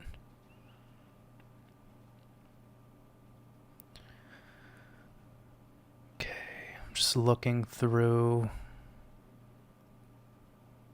But I appreciate your super chat. That's a good question.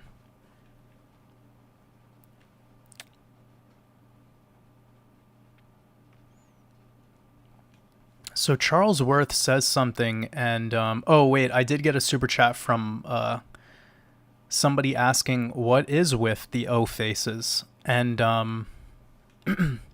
so first of all, I appreciate the super chat. Second of all, it's because the algorithm likes that. Like when someone looks emotional, which that's what it is. It's like a shocked face, like a face of somebody who's shocked. People like to click on that. So the algorithm, by the way, is what people feed it. What you click is what will show up in your reality on the internet. Like what you think. When you think about like dog food, if your dog food is out and your dog is hungry and you start thinking about dog food, it will show up in your Google search. All right? So this is mind-blowing shit, but what you think and what you type into your computer and what you look for is what the algorithm feeds back to you. So my algorithm is not, it's tailored towards the kind of stuff I'm interested in. So if I look through and I only subscribe to like maybe 5 people, and 3 of them I'm friends with. So I'm a little too busy for continually using the internet all day like that. But with that being said, like when I look through my YouTube channel or whatever, the algorithm feeds me back stuff that I'm interested in. So it's going to show me stuff from like, God Gave Lomst and, different artists out there that I'm paying attention to. Like the artist I was telling you guys about before, Meta. I've been learning a lot about the work of Vibes of Cosmos. So like I have a lot of stuff showing up based off of that, talking about the realm. So yeah, I mean, if people continue to, okay, I'll just cut to the chase. If people continue to click on O-Face videos and continue to give that type of thumbnail attention, well, guess what? It will become popular, and that's what the algorithm will feed. So it is that way because we feed into it. Everything in this world is like that. The thing that's the most popular is the thing that people give the most energy, right? So, David Garrison, I appreciate you. Thank you for sending the super chat. Says, check out the new music video, The System by Tom McDonald. Much love, Jordan. Have a great weekend. Thank you, David. I really appreciate you. Sending you and your loved ones lots of love and wishing you a good weekend. Someone sent me a Tom McDonald music video like about 2 weeks ago. And I was like, oh my goodness, this video has like millions of views, right? Like I was blown away.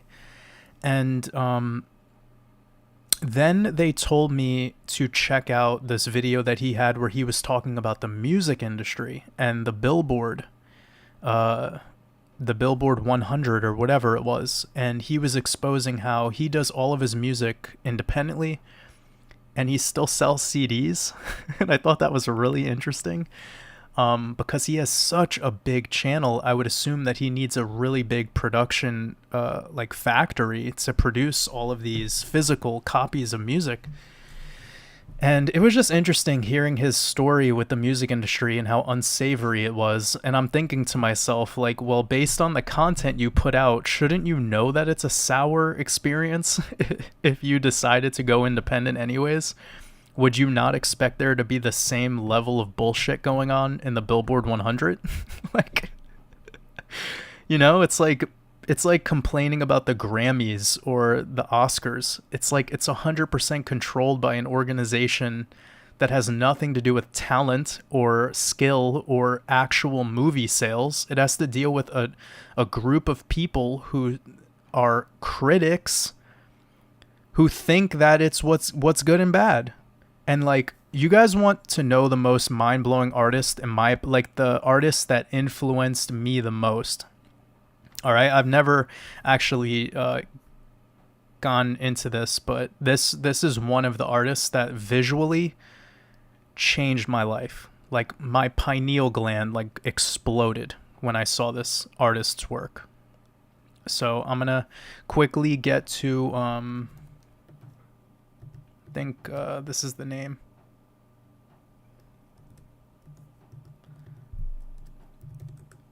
I might be spelling this wrong. This guy right here. Let me just type his name into Google Images. But David Garrison, much love to you. I appreciate you.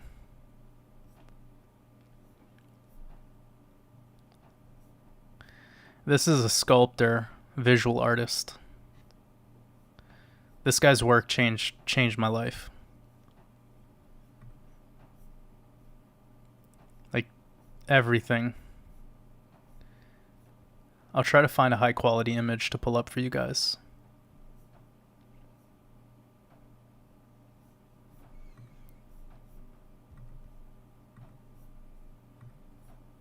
Bro, look at this picture. So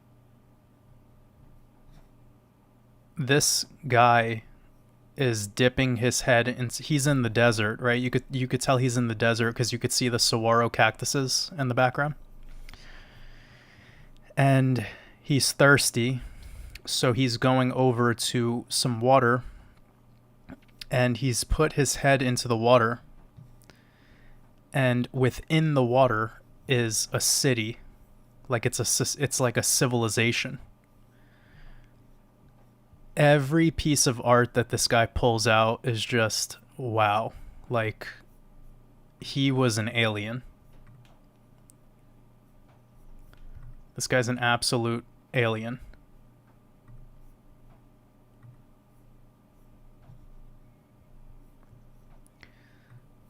Need to find some higher quality stuff.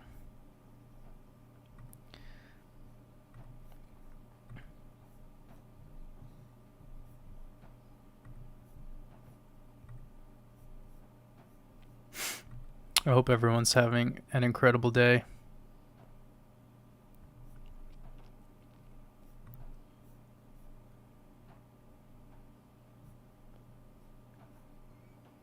So they made a documentary about this man. It's called Struggle, which I think is really interesting because, you know, the book that Hitler allegedly wrote before World War II was called Mein Kampf, My Struggle. But anyways, I digress.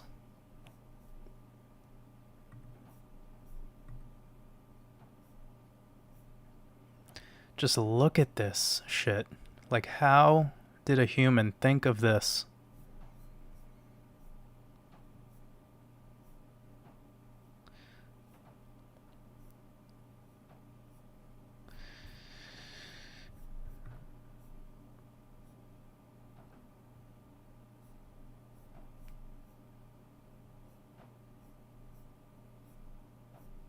They're not really giving me the greatest. But yeah, so that's everyone's project for the weekend. Go watch the Netflix. If you don't have Netflix, I'm sure you could still figure out a way to watch it, but it's called Struggle. And it's about Stanislav Shukalski. It's absolutely mind-blowing. Oh, Kelly, I appreciate your super chat. I hope you're having a great night. Sending you lots of love. Mentions, why do you think the chemtrails are getting more intense daily? Block the sun, slow down food production, fill us with heavy metals, something else. What is the best way to grow your own food without chemtrails raining down toxins? So, Kelly, I have like a very, I don't know, my outlook on the chemtrails is actually because they're trying to slow down the ice age. They're trying to slow down the slow freeze down of this part of the realm that we're inheriting today. So just to back up a little bit, Antarctica, as we know it today, wasn't always a big ice desert. You know, it wasn't just this populationless piece of ice. It used to be a highly advanced and fertile place. And fertility of the land beneath you is always such an important thing to remember. Because I'll just bring this into people's focus for a second. Why is it that the Holy Land of Jerusalem is so important in not only Judaism, but in all culture when it's infertile land? Why the fuck are they fighting over a place where you can't even really grow food, right? And on top of that, a lot of these quote unquote religious types, they're against things like alcohol. So if there was grapes, Venice vinifera, like a grape for wine, they would actually destroy some of those vines. So I think it's really interesting just to think about that for a second. Like, first of all, places that used to be ice lands could have been fertile land growing and having a sustainable population. Then they got frozen over. Perhaps people consider this grand solar minimum part of the conversation. So the way that I'm looking at it is everything that they say that is popular, whatever narratives, it's always the opposite. So if they're saying that the world's getting hotter, that means it's actually getting colder, okay? This is the game they play with people, and they do this all the time. So if they tell you it's up, it's actually down. Just go opposite of whatever the fuck they spellcast on us. So I think the chemtrails are to actually slow down the cooling of the earth, to slow down the ice age. This is the inevitability of the process. It's getting colder in the current inhabitable realm. So the intensity of the chemtrails, I think, has to deal with perhaps the geographical location you live in. A place that's heavily populated is going to experience a lot more chemtrails than a place that's more rural. So if you go to like the middle of Utah, you're going to have way less chemtrails than if you went to like Washington, D.C. Or like if you were to consider Toronto versus like somewhere in like northern Saskatchewan, right? So the plane activity is just, hyper focused over places that are highly populated. But blocking out the sun, I don't think is necessarily that's one piece of it, kinda. I think it's to hide some of the optical illusions that we're going to see no matter what.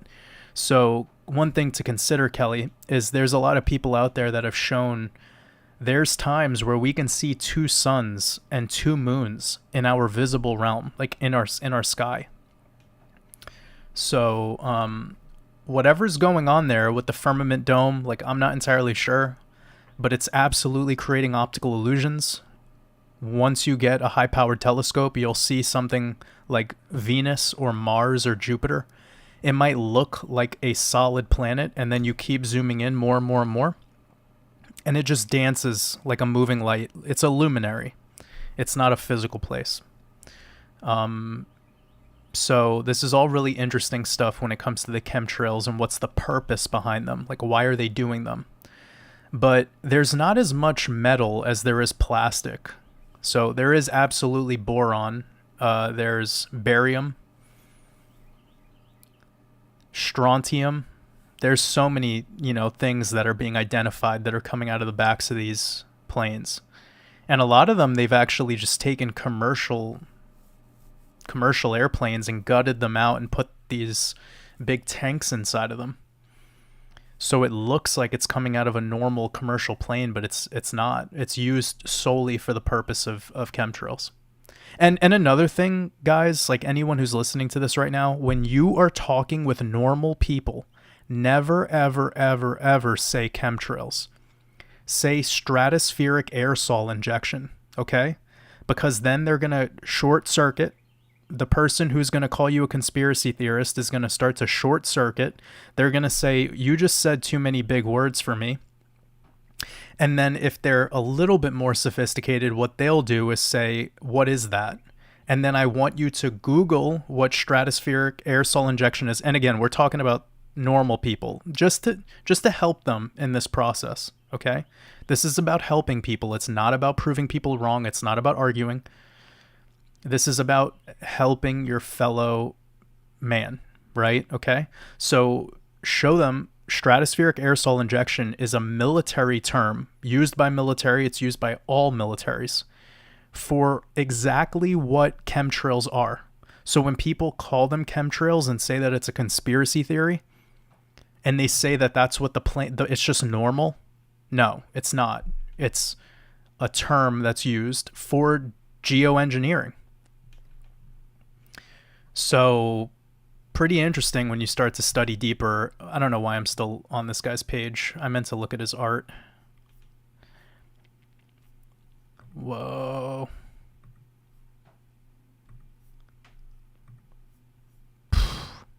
Mind-blowing, dude. Yes, so in order to talk about what is the best way to grow your own food regarding the chemtrails, that is not as important. The chemtrails aren't as important as the fertility of the soil. So if I were you, I would maybe try to get in contact with biodynamic farmers and learn a little bit more. But like, you can't control the sky. But the fertility of the land, you could at least learn enough about before you get involved with that land to be able to make a better decision, and then to resuscitate some of the damage that's been done to the land by this draconian system. That would require you seeking people who are into farming at our level, like a vibrational frequency, people that are in the know. And in my opinion, I would just go straight for researching communities of farmers who are more intrigued with biodynamic farming practices. You could at least work with what you have, which is the land beneath you. But when it comes to the sky and what's being created from these stratospheric aerosol injections, you can't control that. So we never want to worry about what we can't control. There's nothing that we could do about that.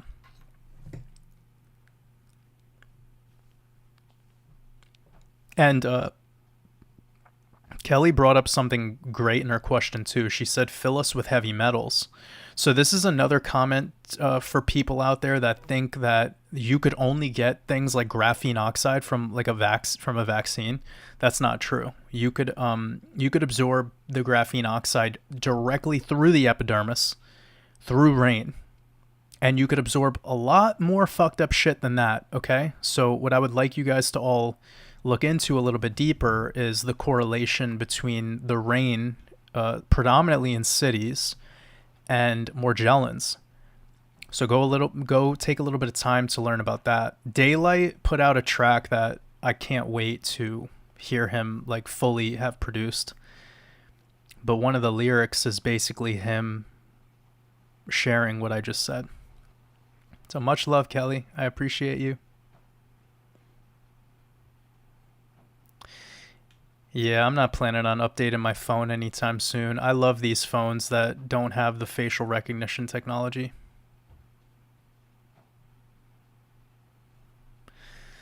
Zubin, you don't have to worry about the XRP army. You've broken free from that cult. Welcome to the light side. We love you here.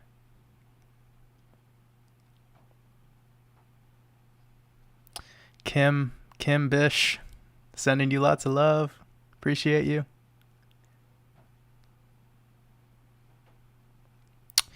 Peter Saw says, you're saying numbers and dates can be transferred into info. Is that not witchcraft? Well, what is witchcraft? You know what witchcraft is, guys? I'll explain it to you from the exoteric perspective. Witchcraft was the way that this fucking draconian parasitic system got people to kill women who were stronger willed than men. I'll say that again. Go back to the real, and you'll learn that post Great Reset, this realm was heavily dominated by male energy, okay? This male energy did everything it could possibly do to make women property, okay? This is where the witchcraft bullshit comes into play. Now, today, people are hot and bothered by the idea of witchcraft because they think like we're talking about Hillary Clinton, okay? So much deeper than that, though.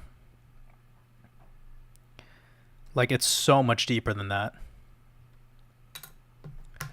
So there's really not too much of a point to be made here, because when we're talking about these things, it's like, where are we even starting from? But yeah, the whole witchcraft conversation and the history of it, it was all just basically, if a woman was strong-willed and was more sophisticated than the man, this was a way of just basically destroying the women. And it was a time, like, they designed the entire system top to bottom to be fucked up. But regarding numbers, I mean, I've even had people that are like, well, Gematria and numerology is, you know, it's like devil worship. And it's like, okay, but the fourth book in the Bible is the book of Numbers. So, like, in the beginning of the Bible, God said, let there be light.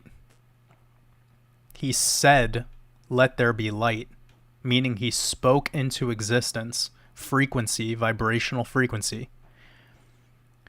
And then all the development of maths came to be from breaking down our reality as we know it into numbers and letters, the alphabet or the alpha beta or the aleph bet, whatever you want to call it. So it's like, Peter, the reason you're able to type a language right now in the comments section is because of letters and numbers. The coding system to compute the text onto the screen is because of numbers and letters being combined into a code.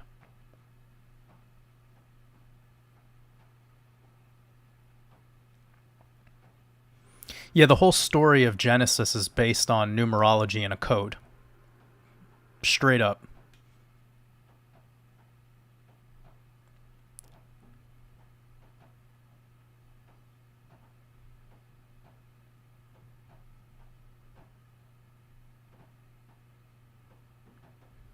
It's literally called Genesis, the genes of Isis. So Isis, the moon, divine feminine, the physical realm.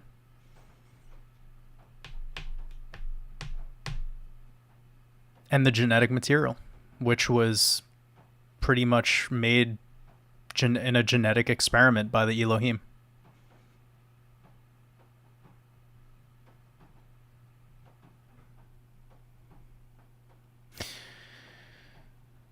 Somebody asked about a correlation between a specific vaccine and cancer.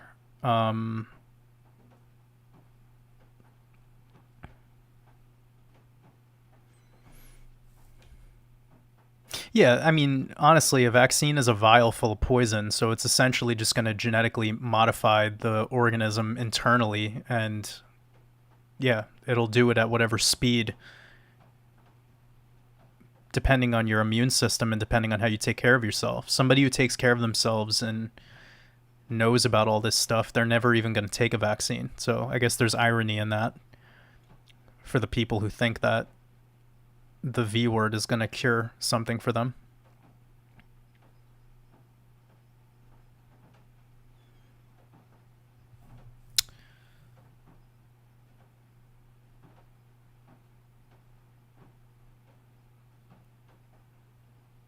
Zubin asks me, what is truth?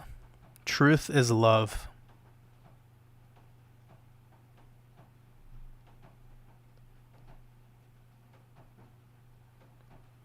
Truth is love.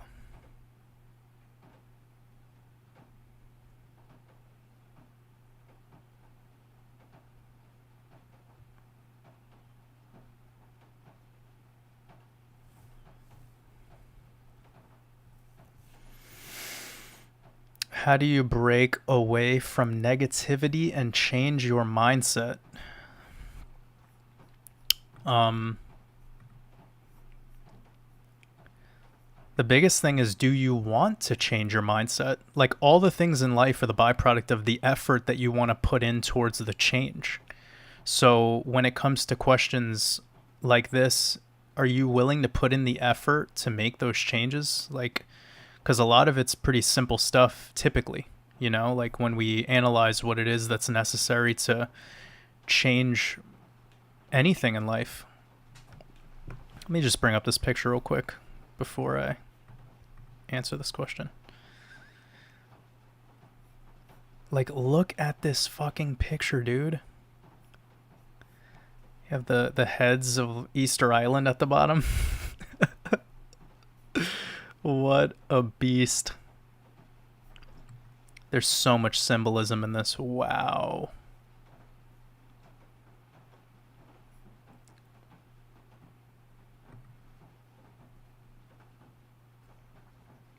Wow. This guy's art is like breathtaking.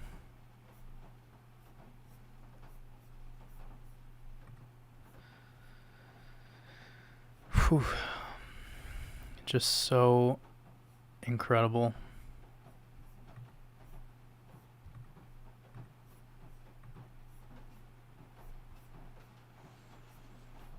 And he was an artist in like 1905 when he was like super young. Oh, this one's really good. Let's pull this up.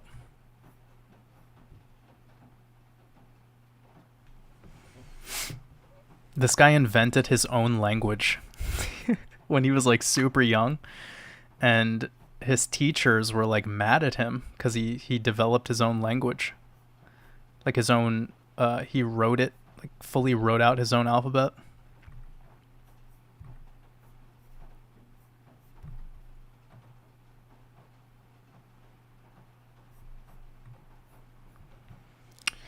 Look at that. We got the Eye of Ra.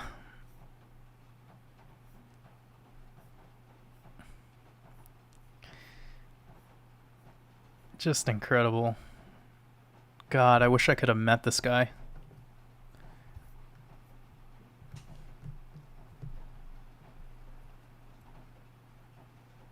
Bob Walters says Discord should be free. Absolutely fucking not. Are you aware of how parasitic Discords are because they're free and completely available?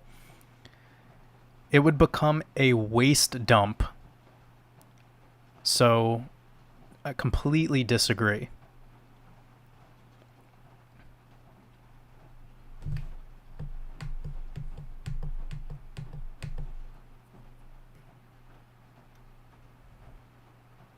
Anyone who truly wants to, you know, analyze what's going on, like regarding the Patreon, like it's not just Discord, it's a bunch of things. But the whole like free Telegram and free Discord shit would become chaos. Everyone who really wants to, like, you know, Man, I can't even comment on it because it would be a shit show. I already know it because it could become a shit show even with it being like a private group.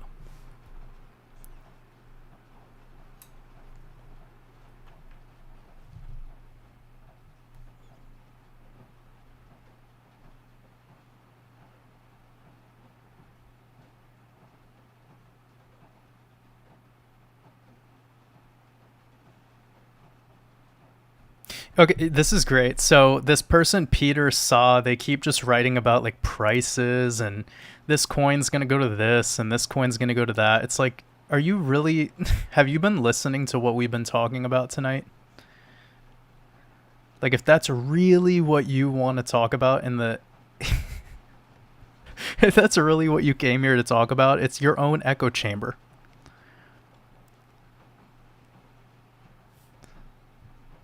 Move on.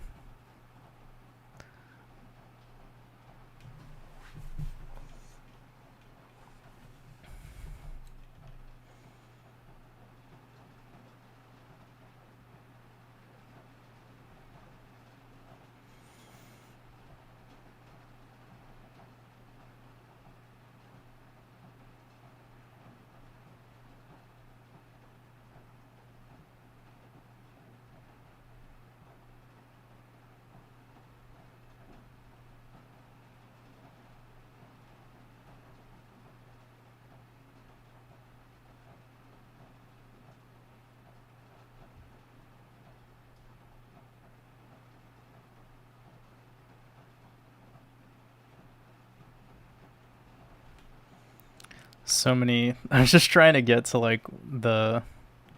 So Crystal C, I see you gave a super chat. I really appreciate you, but I don't see any question you wrote. So if you have a question, I would love to answer. But if not, I really appreciate you supporting my work. It really means a lot to me. I'm sending you a lot of love.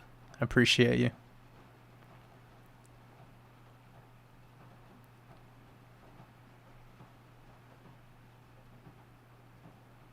Imelda Diaz, I appreciate you.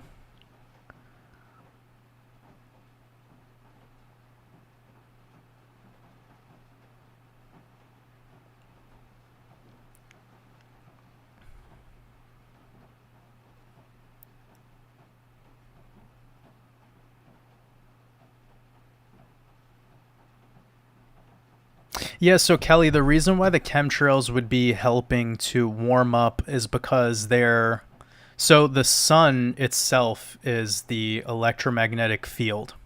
Like it's creating it's this is a really deep conversation to get into, and perhaps could talk about soon, but the point being is that these metals that are within these chemtrails, the metal will heat up with the addition of the sun bouncing off of it.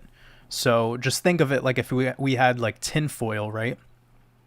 The tin foil, it's going to get hotter outside in the sun.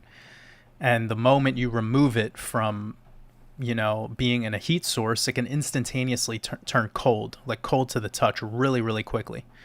Well, this is a mixture of particles plus metals. I mean, it's a complicated mixture of things they have here. I know some people have gone out of their way to actually swab like car windshields and try to figure out more of the components and the breakdown of what's within these quote unquote chemtrails.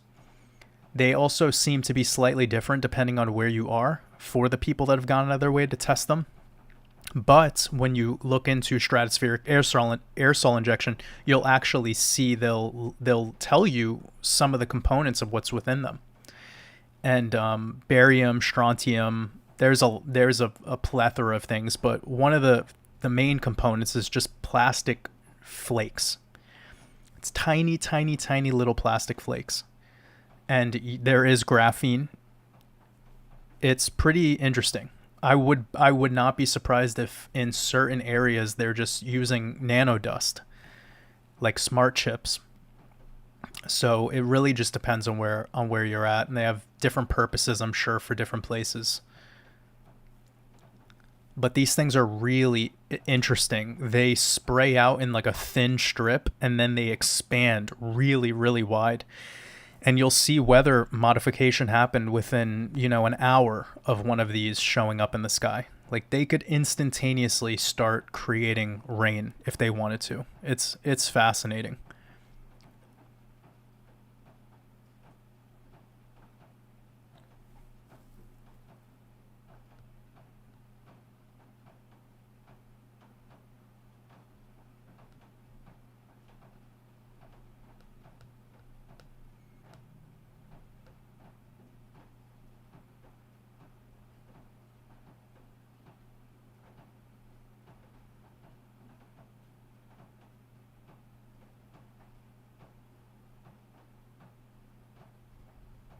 Just looking through some comments.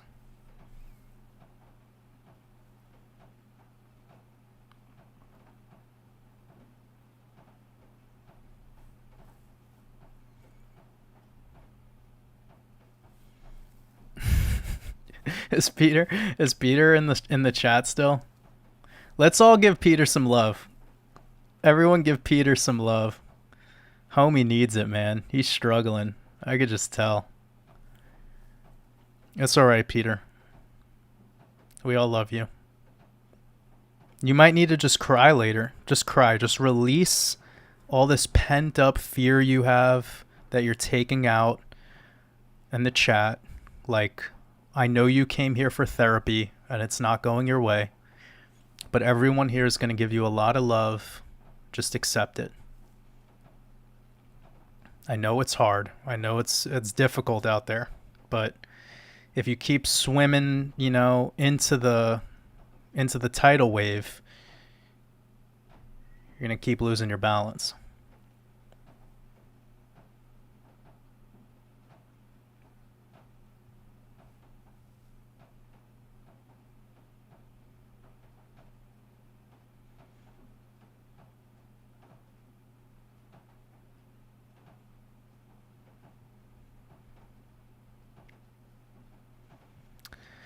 I'm not going to comment on food-related matters because we try that sometimes and it's pretty rough. Alejandra says her story to history. Yes.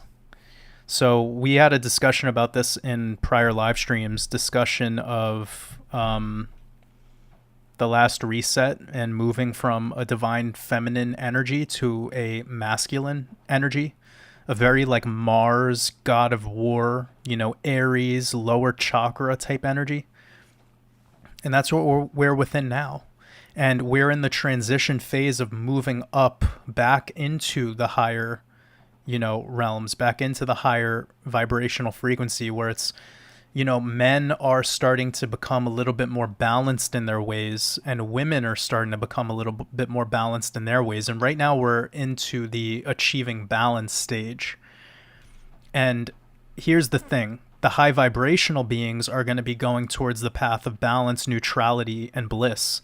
And the parasitic, apex predators, they're hermaphroditic. So everything about them is about the mixing of the material realm, the mixing of the sexes, etc. This comes down to transhumanism and all the other agendas that they're pushing. And I believe we also talked about that a little bit last week. But let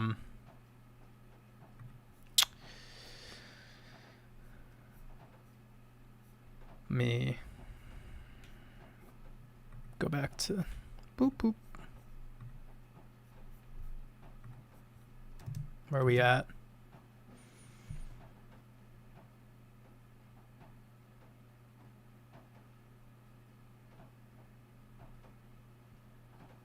So Close Friends says, symbols got a higher frequency than the alphabet. Alphabet, it's weak. Well, no, not necessarily. It's weak if you want to make it weak, or it could have a lot of power if you want to give it power, right, Close Friends? So the language is spell casting.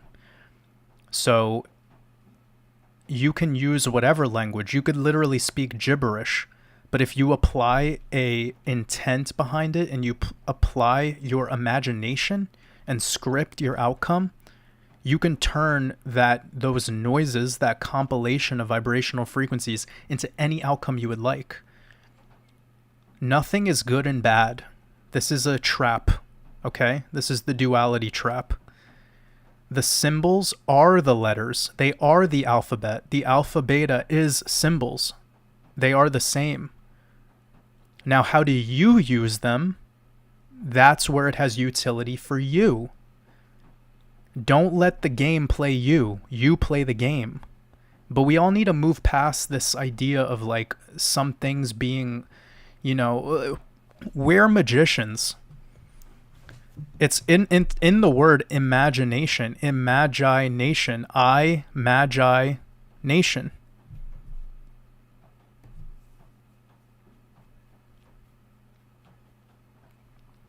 Somebody's asking me to design new hoodies. I could, but it's getting warm out. Oh, I guess people in Australia, it's getting cold, right?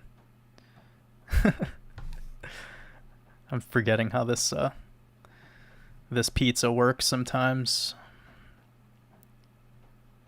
Nothing is good or bad, C-dub. It's not that Gematria is good or bad. So C-dub is reiterating what I just actually said. So thank you for your help. Yes, carbon is 6 protons, 6 neutrons, 6 electrons. It's carbon 12.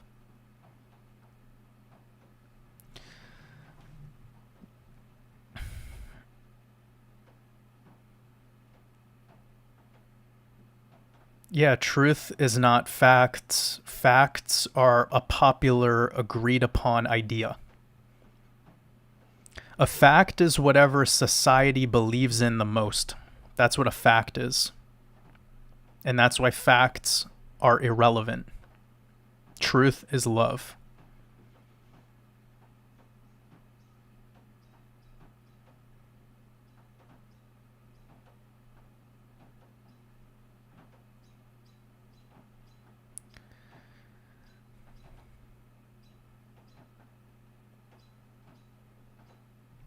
Somebody said, what is the end game?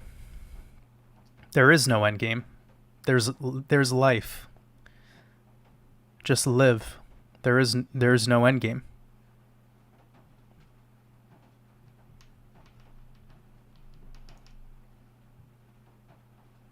Jimmy Twan, appreciate the super chat. Thank you so much.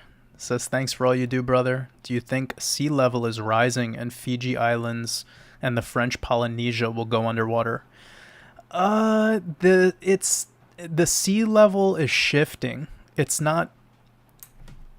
really hard to describe what's happening, Jimmy. What I will say that's more on point with what's happening than what the narrative is we're experiencing land liquefaction.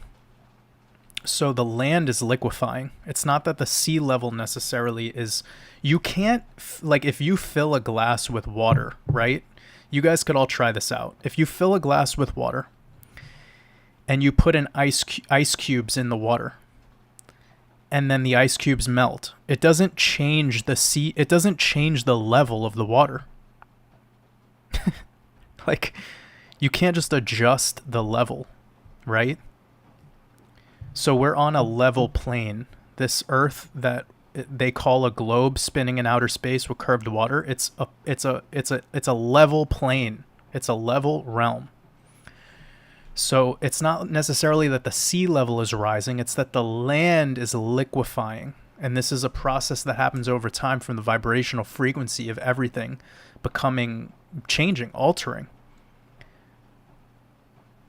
So we have excessive plasma events happening globally, way more than we've ever experienced.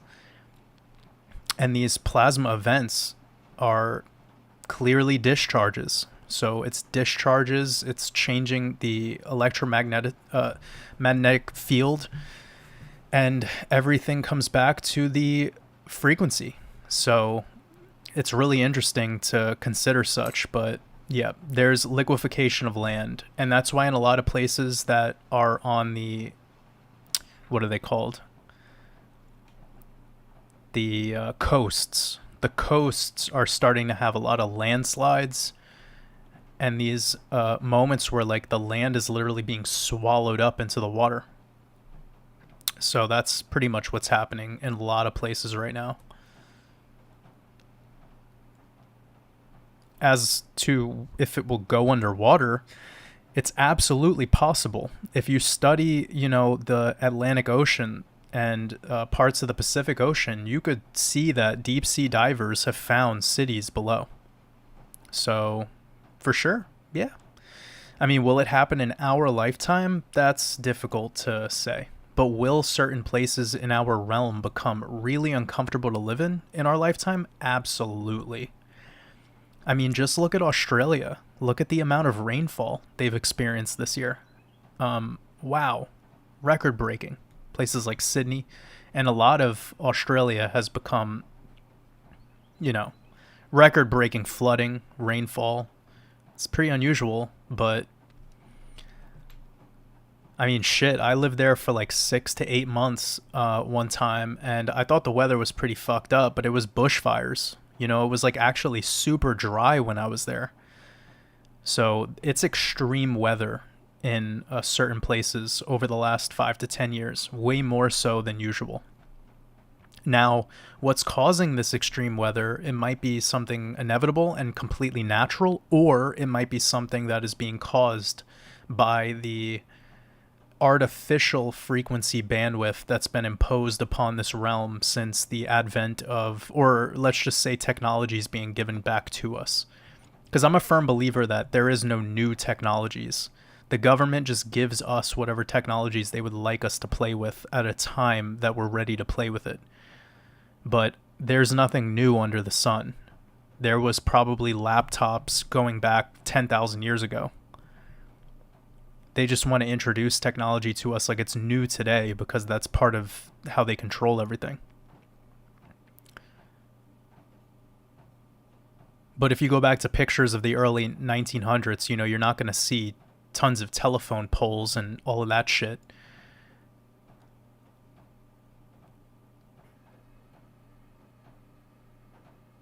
So there was clearly a time where we were a lot more sophisticated as a society. We were much better architects.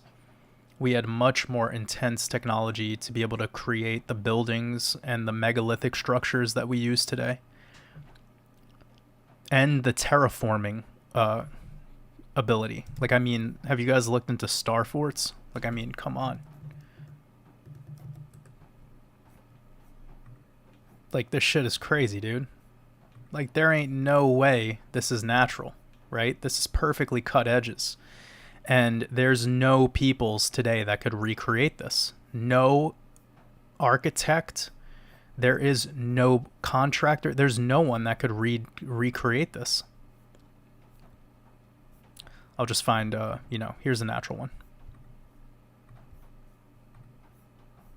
Like, you're not doing this today. There's no one that could figure this out.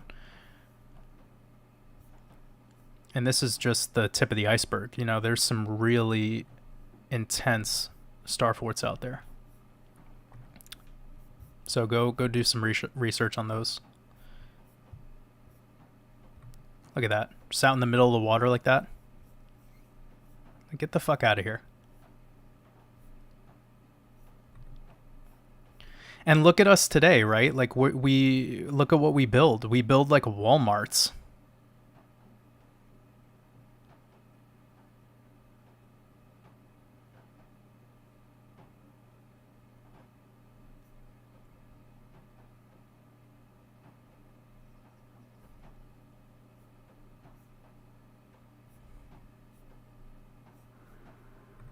We build like big rectangles.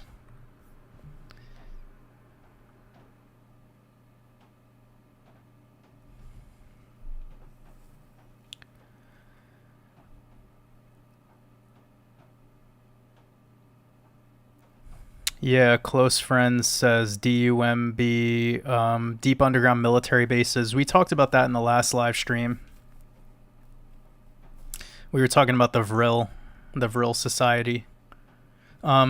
Yeah, Stefan, I appreciate your super chat. It says, how do you break away from negative mindset? Sorry, I kind of glazed over your last question, but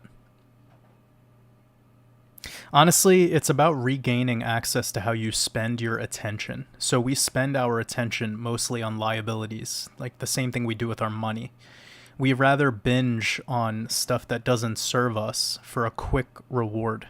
And that reward has a fleeting surge of dopamine. It comes really, intensely, and it leaves us very quickly. It's like false satisfaction, like heroin, right? So our attention is an incredibly sophisticated technology where we can utilize it to serve ourselves and create a beautiful outcome if we just rewire the way that we're indoctrinated in, the way that we're subconsciously programmed to utilize so much of our thoughts on things that A, not have already happened, and B, that serve our imagination. So just to recap really quickly, most of the thoughts that are in our heads, it's like upwards 80 to 90% subconscious, and a lot of it is stuff that's already happened, stuff that we're carrying over with us from yesterday. How do we put that on pause so that we could be more in the now? And while we're in the now, how do we utilize that presence towards stuff that could be creative? Because the creativity is an opportunity for a release, okay? The main way that most people release is emotionally, right? They're very emotionally reactive. So how do we channel that emotional behavior, that emotional reactivity towards something that is more, that could serve ourselves, that is more based on being productive, right? And I believe that it's very, it's easier said than done, but it comes with any practice that allows you to reach that. And some people believe that's meditation. Some people believe that's exercising. Some people believe that's shutting off all their devices. Like, some people are so addicted to their devices that the only way for them to be creative and have a creative release is to shut off all the devices. Pretty much make an environment, design an environment that's conducive for you to be just uncomfortable enough to get shit done. So that is a huge thing that I work on a daily basis, is how do I create an environment so that I could be productive, creative, continue to develop, and keep myself busy with things that serve myself so that I can, in response, serve others. That way it's a harmonious and synchronistic expression of our time, of my time, and the time that anyone shares with me. So the negative mindset in and of itself is just about replacing. You want to replace that negativity with something positive, but remember, it's not just that seesaw. It's not just duality. It's deeper than that. This is about release. We're a human who wants stimulation. How do we get that stimulation? Well, it's so much easier to get that from the things that we commonly do, right? Surfing the internet, scrolling through Instagram and TikTok, eating fast food, instant gratification. Instant gratification in all walks of life has removed us from uncomfortable moments, like truly uncomfortable moments. If we feel too hot, we could just push a couple buttons and make the room colder again. If we're hungry, we could just go order food on our phones and it'll show up at our doors. You see where I'm going with this? The more comfortable that the human has become, and this is just the starting point, guys. We have virtual reality coming in soon. So when virtual reality steps in, like fully, you know what I'm saying? When it fully gets accepted by the public. Right now, it's not quite there. It's not quite in the acceptance phase. Because I've even talked to some people that are fully asleep. And they're like, oh, I would never fuck with metaverse. I'll never do that. Like, I've heard people who are like literally, it's not their fault. But they're 100% asleep, right? They have no desire to seeking knowledge and wisdom and unlocking their own truths. They're just here to essentially be a consumer and pass on, and that's completely fine. I have zero judgment towards them. What I'm sharing with you guys though is the fact that even some of those people are still saying, I'm not going to do metaverse. Like, I'm not into it. And they actually have their quarrels with people like Elon Musk and Mark Zuckerberg. Like, they actually don't like Neuralink technology. They say that that's, but what I think it is like the totalitarian tiptoe. So they make it sexy slowly over time, just like what they did with crypto, so they could suck everyone into it. You know what I'm saying? And as they suck everyone in, they know that these beings that are getting caught in this web are very emotional and reactively emotional beings. They have very little self-control. Right? So again, this is very important because the negativity that we have, our negative mindset, is the byproduct of typically being too comfortable and not knowing what struggle is. So when we're struggling, we've also been indoctrinated and programmed to pointing fingers and blaming. It's the whole world's problem except for mine, right? That's how we act. We never want to take personal responsibility for our failures. And I always say that my mistakes were the greatest choices I ever made.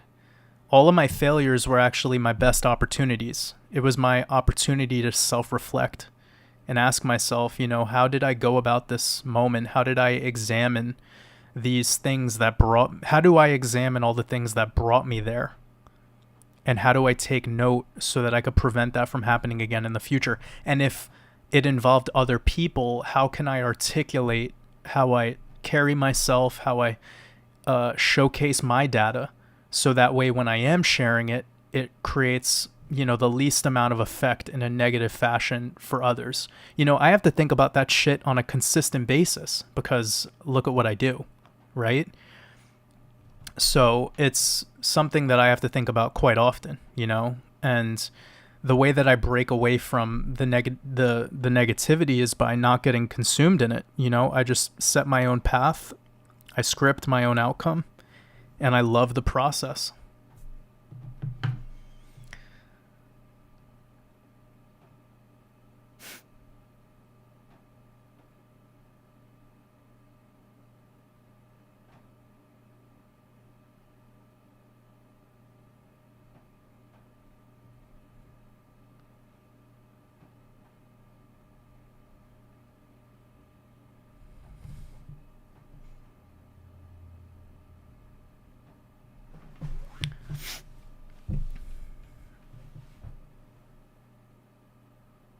Primal Hacker, sending you lots of love. I appreciate you.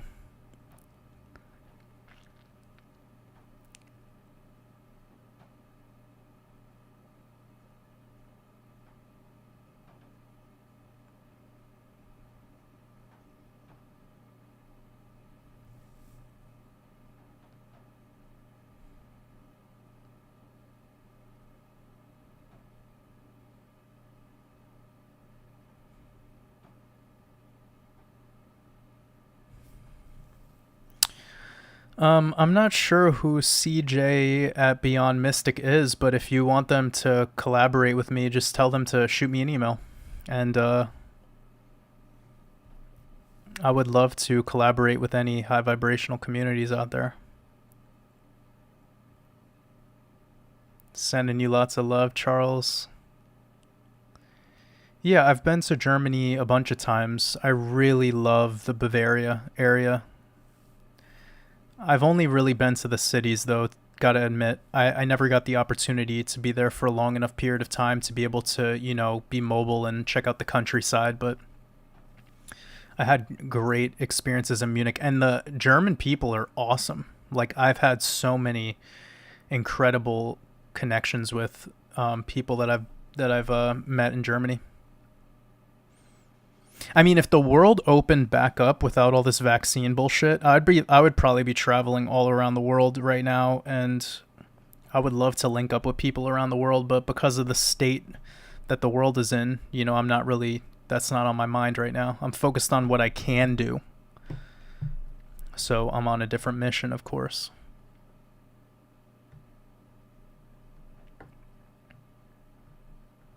Crystal C, I really appreciate you. That means a lot to me. Sending you lots of love.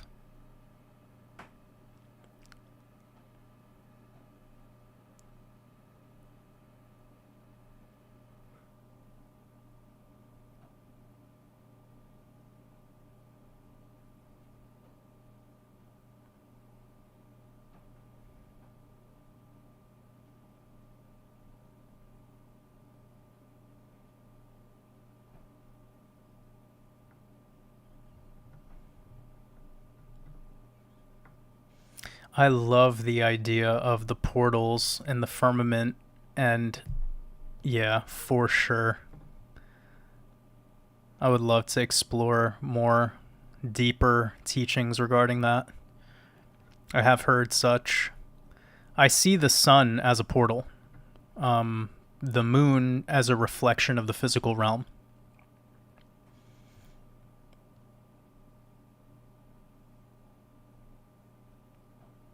So, sliding with Sasquatch, yeah, HARP is definitely part of the conversation, but Doppler radar has actually taken over for a lot of what the High Active Auroral Research Program was doing.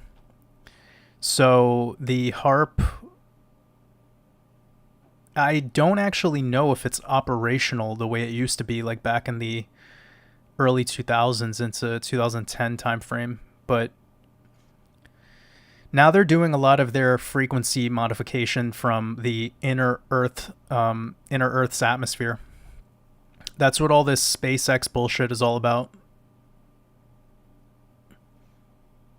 They're not leaving and going into outer space. You could clearly see that every SpaceX launch, it's smashing against the firmament, and it's creating, the illusion like when you shoot a gun underwater.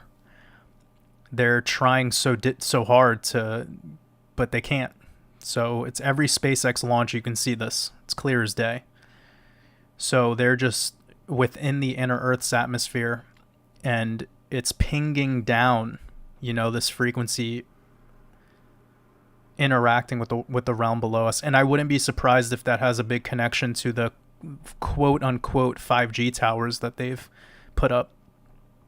I'm sure it's all connected. Like when it comes to these technocrats, that's what it's all about. It's all about creating a control grid around the realm.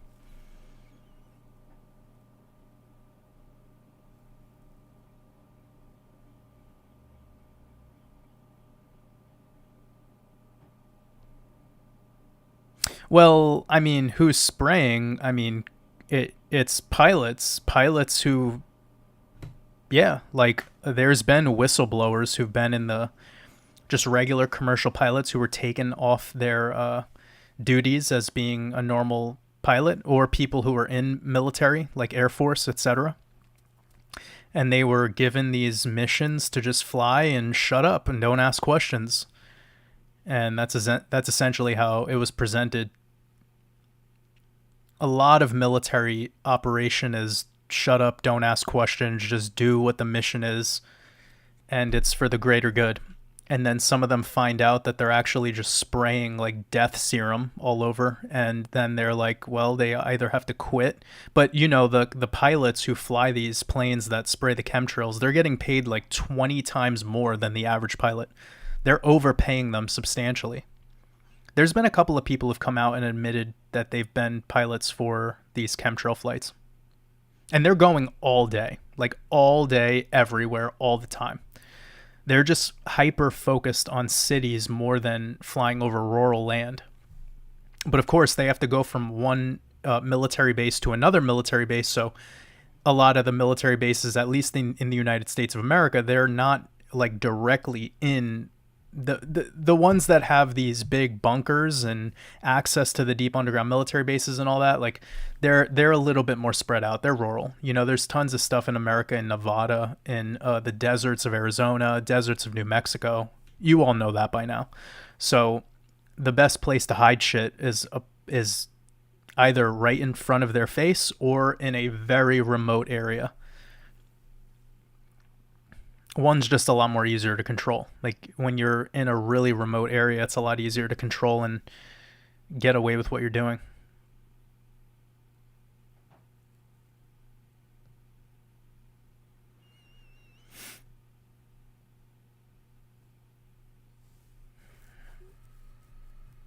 Kevin, I appreciate your super chat. Sending you lots of love. Hope you've been well. Says, thought popped in my head. Our creator, the same creator for humans and these so-called entities, apex predators, cabal. Yeah. Yeah. The ones who created us, they are the controller. To them, this is like a video game. This is like The Sims. You guys remember the Sims video game? I believe the Matrix movie shows us the protocol for all of this very well. Like meeting the architect, and that's a really messed up part of the movie though. Cuz imagine you were in that scenario like Neo, and you made it this far, and then you get to the architect, and the architect's like, yeah, Neo, it's actually like the 1,000th time you've done this. Like, how embarrassing is that? Like, I don't know about you guys, but like, I feel like this is not my... If I've done a couple trips to this earth, it must only be 2 trips. Like, you know what I'm saying? Like, we talked about this once, I think maybe in the last live stream.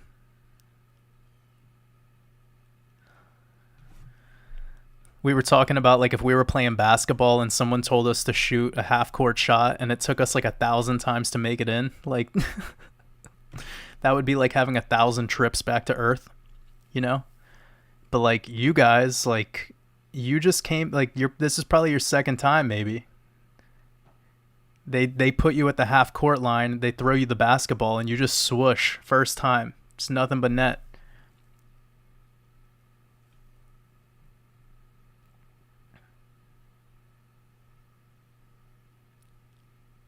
Oh, Paula, I love that comment. Sending you lots of love. Whew. Said that I've met that artist in spirit. Yes. I appreciate you.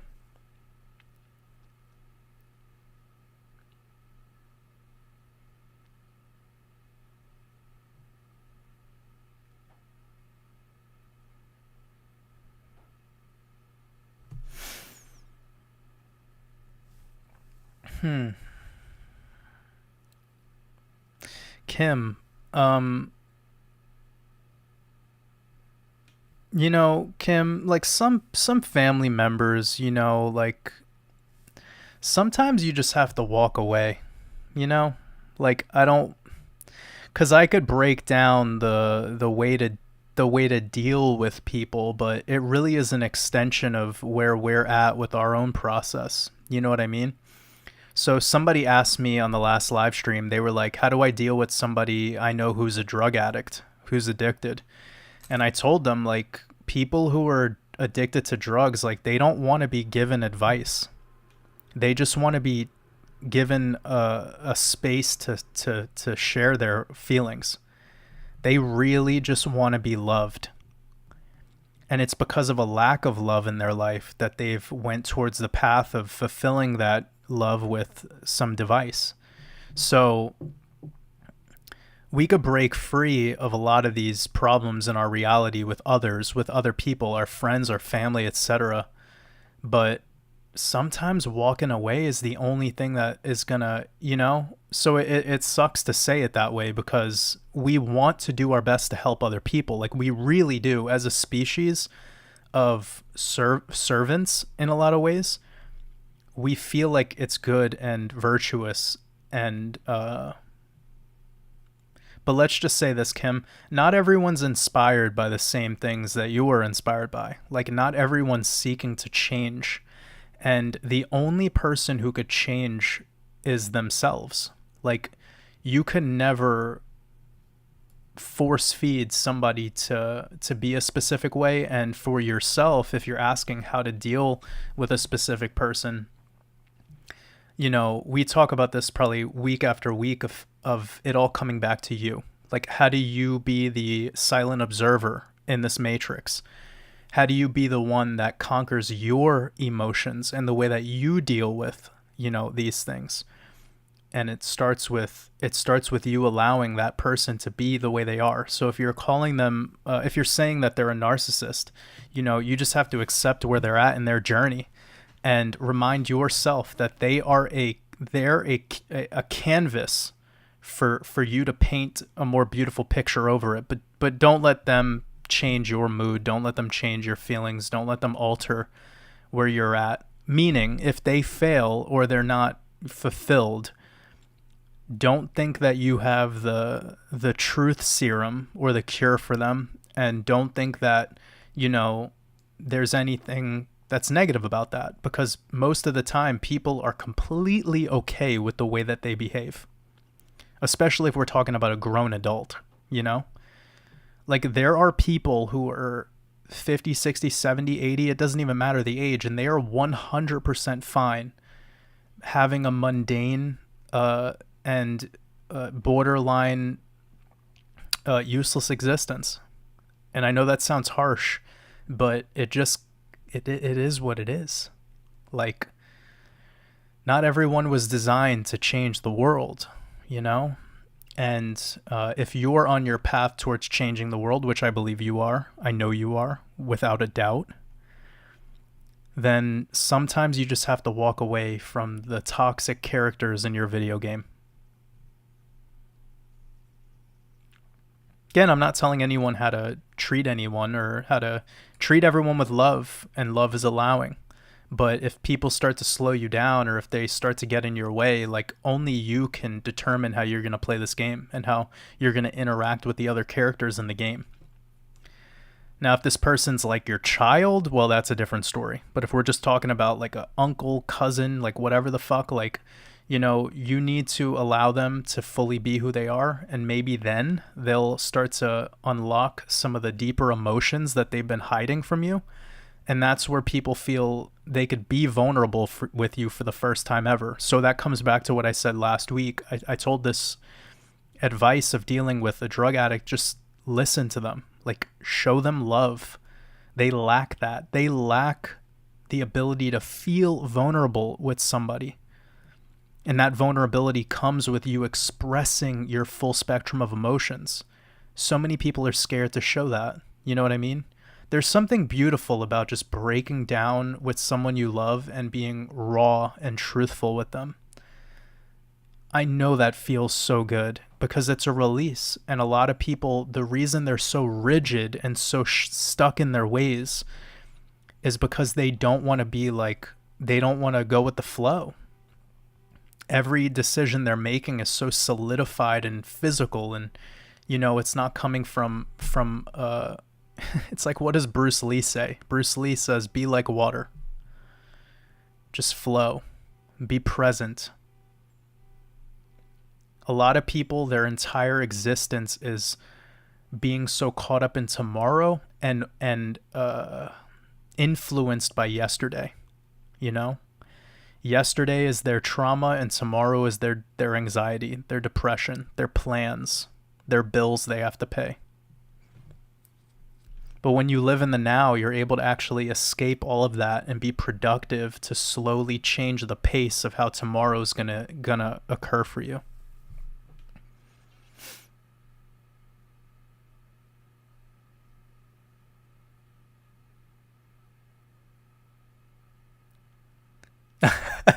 Hey, Sybil.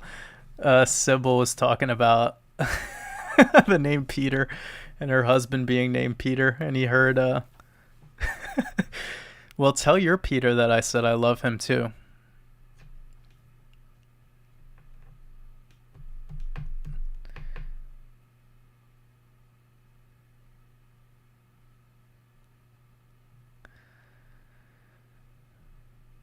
The Mozzie kid, I appreciate you, sending you lots of love. I appreciate you sharing another weekend with us. Another Friday night live stream.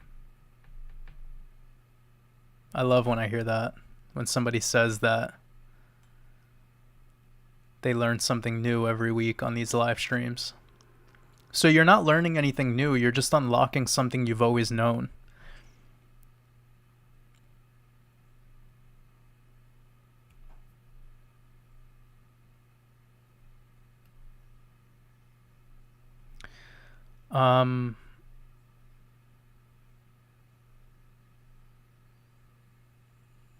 Yeah, so the origin of the money symbol is ice. It's the word Isis. So can I like draw this out for you guys?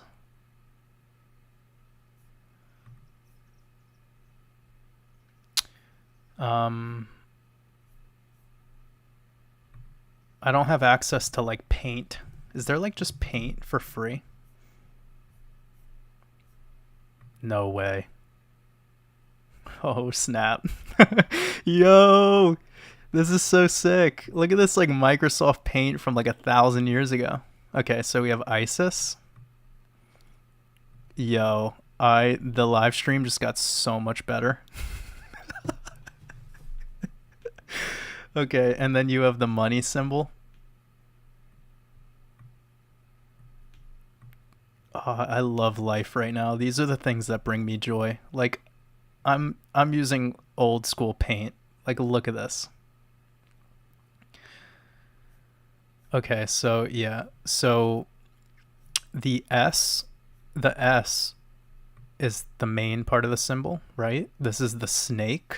The snake is the direction of energy, okay? But it's not a closed circuit, right? So this comes back to the symbols, right? So the S is the snake, and the snake sits at the pineal gland.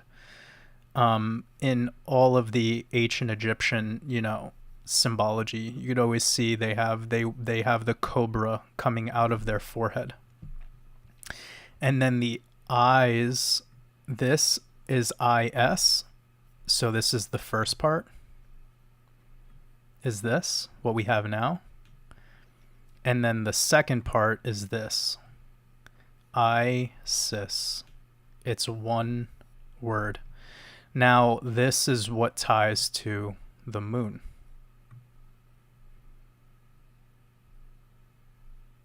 Luna, or Selene, all right? She's called Selene. And this is this is the mirror image of our physical realm. And then this all being tied to moneta for money. But money and currency are different. They have different properties, all right? And people confuse that all the time. But again, this is all the symbols. So the green color that we get tied back to money has a lot to do with Gaia, or Mother Nature. Mother Nature, the lands are green. And then anything with the waters comes back to Neptune, right? God, I love Microsoft Paint.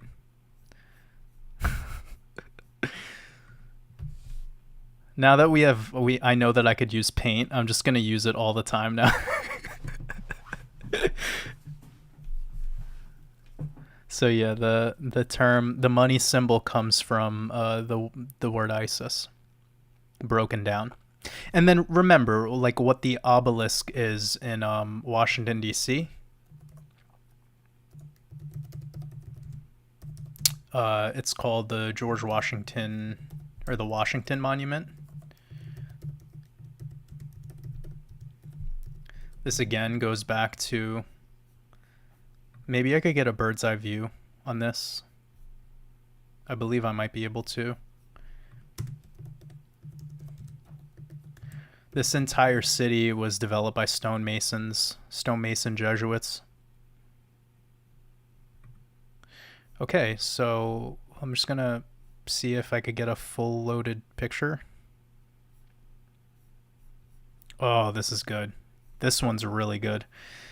Okay, so this is the phallus of Osiris. So you know the story between Isis, Set, Horus, and Osiris. This is Osiris's phallus, and this below it is the Vesica Pisces, and the Vesica Pisces is the divine. It's the vaginal canal, right? So And this has everything to do with the break of the Potomac River of Virginia and Maryland. It's the Virgin Mary. And that's, again, at DC at this conjunction of this area. But yeah, and then this Vesica Pisces symbology comes back to Isis. So you have the moon, and then this phallus is the rod, and this rod is a technology. And of course, this is actual reality as well, because the human rod is what creates all the people. So, and you need, so there's a technological phenomenon, of course. Here you have this chap who is actually African, and he has the fasces. So again, this is another technology. It's all ancient technologies.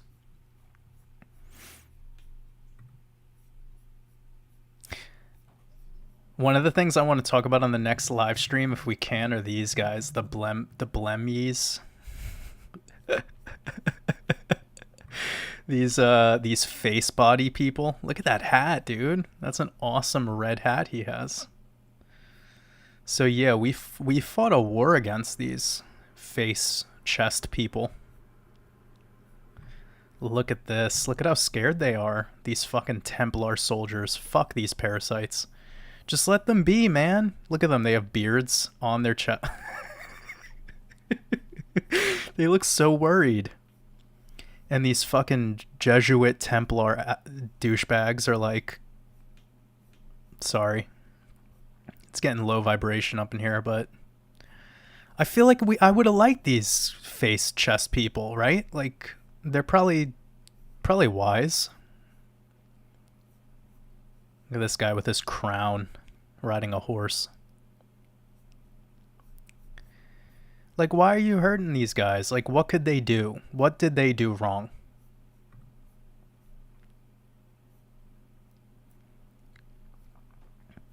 Yeah, it's getting weird up in here, guys.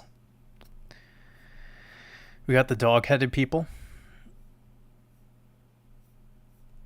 The dog-headed people were probably my people. The wolf people.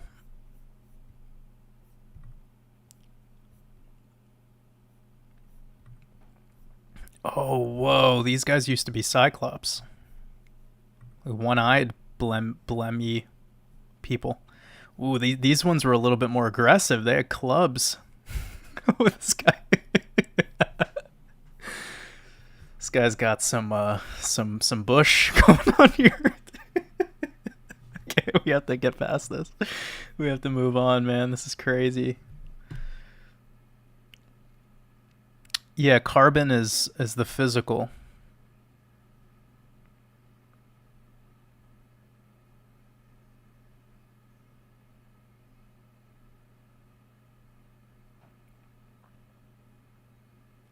Well, the word flat earth is kind of like what's destroyed the perpetual progress of what's going on in our realm. It's more like a level plane, holographic universe kind of idea. It's quite deep, so everyone needs to remember, as above, so below. This show Stranger Things, where they talk about like the upside down, that's facts. Like, they're showing a lot of these Hollywood production film things, like, they're showing us a lot of truth.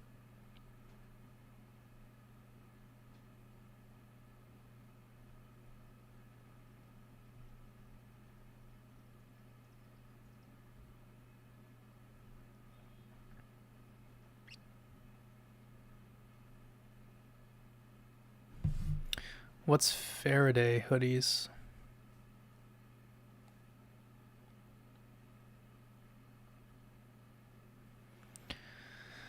Oh man, I wonder if the work of Vibes of Cosmos is available for people to easily maybe just go on YouTube.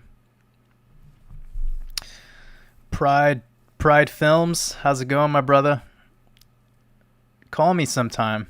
Where you been? I've missed you.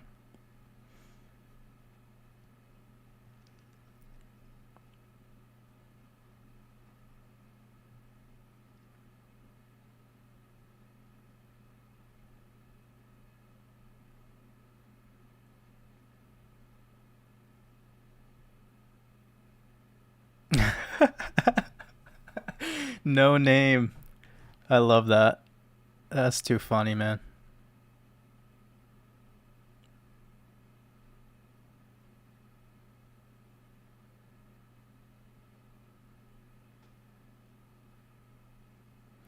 Oh man, there's this one place in Florida that's like super far out in the middle of the ocean. I forgot the name of it, but it's another star fort, and it's like out in the middle of the ocean. Like the resources to have built it at the time that they said it was built is physically impossible. But it's really interesting how they tell us this stuff and expect people to just blindly accept it. So George B says, first of all, thanks for the super chat. I appreciate you.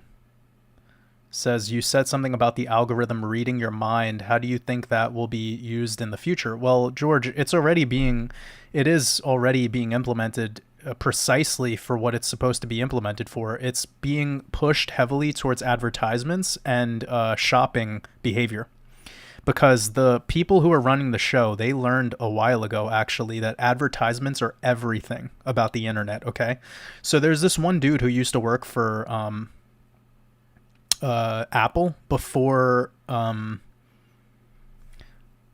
the iPad was invented.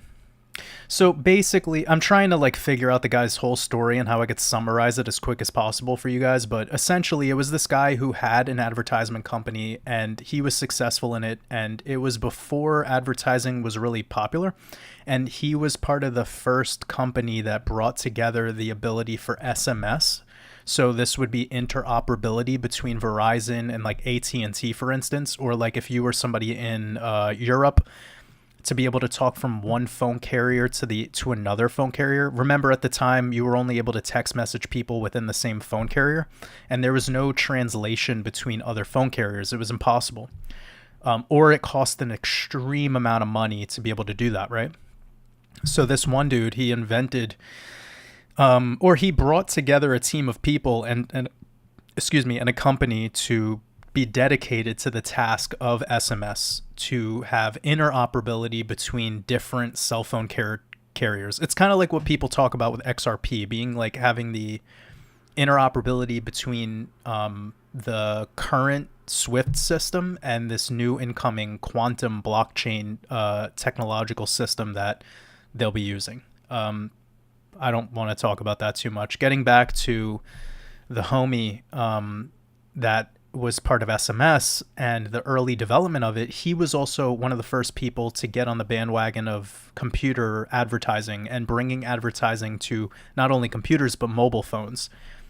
Now, he was hired by actually his company that became quite successful. He sold it to Apple. So Steve Jobs bought the company for like $275 million. It was huge at the time because he was big in advertising and he did it with a pretty modest team of people, and it was not happening through Silicon Valley. He was out in Boston. So what I'm trying to explain here is everything that this guy did, like it shouldn't have even happened. You know, at the time, the only people who were being taken seriously was people in Silicon Valley. It would be like being an actor and not being in New York City or Los Angeles. Like if you're in the middle of Nebraska, it's going to be a lot harder for you to pull off, you know, your dreams. So against all odds, this guy actually was able to sell this technology, and he brought over all of his skills of knowing about advertising and how it all worked. And of course, there was a quality to this, which was the algorithm feeding back data from our research or from our search terms. So whatever we type into Google is developing the algorithm. Now, the algorithm is a personal thing, but then there's also what they put at the highest search results at the top. That's completely controlled, right? We know this. Like if you type in something, the first things that are going to show up are like a Wikipedia page, the most recent news. Like it's controlled as such. If you use something that isn't Google, it's still going to kind of do something similar, like DuckDuckGo, or even Brave browser has its own ability, like its own search engine, right? Which is what I use now. We know Yahoo. There's a bunch of different search engines. And now, once e-commerce started to be really big, like Amazon, Alibaba, once these things started to really grow, they put a lot of money into how to have, like, let's just call it interoperability amongst different search engines, different social media platforms, and big e-commerce platforms. Now, for the people who are the technocrats running this world, this is fucking genius, because now if you type some shit in YouTube, it'll show up in your Amazon recommendations. So now it's the interoperability in all ways, and it's because we allow the sharing of data in the settings on our Facebook or on our Instagram or on our, and haven't you noticed over the last decade these companies are swallowing each other up? And because we're moving into a Shemitah, which will be the collapse of a lot of companies, specifically tech companies that have no, like, ghost corporations, they're going to be swallowed up by bigger corporations. So when you see people like Jack Dorsey stepping down as CEO and Jeff Bezos stepping down as CEO, and 2 years ago Bill Gates stepped down as CEO of Microsoft, and then you're seeing people like Elon Musk come out of nowhere and buy Twitter. Soon I bet you a scandal will happen with Zuckerberg, and then he'll lose everything. You know what I mean? They're never failing esoterically. They're just moving around the people who control everything into a tightened, small group of people so they can control it easier. And they make the person who's running it all look like a good guy. This is what they did with Walt Disney. Okay? So just study post World War II and all the indoctrinative bullshit they did with that, right? They made Disney out to be this good guy. They are able to shift the way that people perceive people based on what they give you. That's what they've done with Elon Musk. They make everyone like love this guy. So I hope everything I brought up makes sense to the question regarding the algorithm and how it's all designed. Because think about Elon Musk's role for the New World Order moving forward. His job is to make AI robotics replacing human, not only human physical tasks, but thinking, like literal fucking thoughts with Neuralink. So this is strange, like that it's moving at this speed, but I believe that the masses are ready for this. Like, I firmly believe that the mainstream is really okay with having the internet think for them. People already let the facts on the internet think for them. You know what I'm saying? So if we're at that, and we talked about that earlier in the live stream, if people are there, then they're going to let, the food they should eat, the workout program they do, like, it's like a fucking Black Mirror episode. That's what we're living in the transition of right now. So it's inevitable, I don't really have any opinion. I know how I'm going to live my life, and I'm going the path of nature as much as I possibly can. Like I told many, many people here, like, I work my week accordingly to carve out as much time so that when I have Friday show up, I have a big amount of time to hang out with you guys here. But outside of that, I really just try to be a creative person, and I work on my tasks for my business, and then I try my best to be living a natural lifestyle. I think that humanity is pretty close to, and when I say close, I mean probably within 5 years, we're going to see what I said earlier about metaverse and accepting virtual reality. That's the next 5 years. The powers that be are going to slowly move people into that reality, whether they like it or not. And it's going to start with the people that are probably the most easy to influence and the people that are the most depressed, which I believe since the C word happened, we've seen an increase in suicide, obviously. We've also seen a dramatic increase in depression because people have been not only separated from other beings physically, but facial expressions and the ability to emphasize and share their emotions with others. It's much harder. Lately, it's been it's been corrected a little bit more. But you have to think 2 years could do a lot of damage to the average person. So sometimes we all have to zoom out and think what's going on in the holistically with the world. And that's what surrounds you, you know? So it's not about you accepting it or you falling for it or you even wasting too much of your time doing the research. It's just figure out what makes you comfortable and what brings you bliss in your day-to-day life and keep doing that. You know?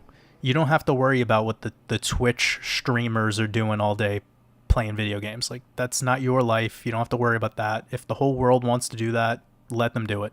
You focus on yourself, focus on what brings you bliss, and that's all.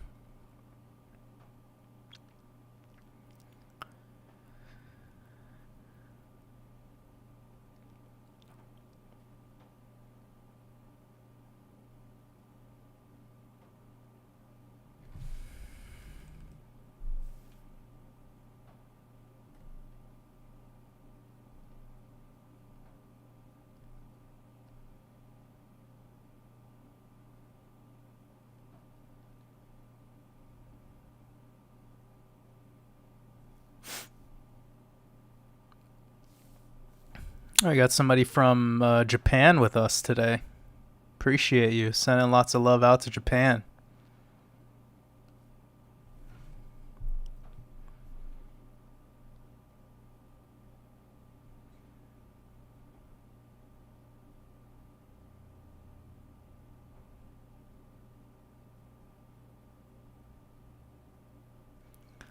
Steve, keep going on your fast, brother. Sending you high vibrations.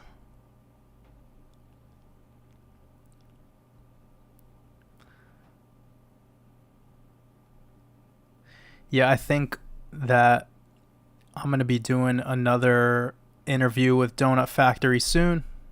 So if you guys enjoyed that, we'll definitely be planning to do that soon.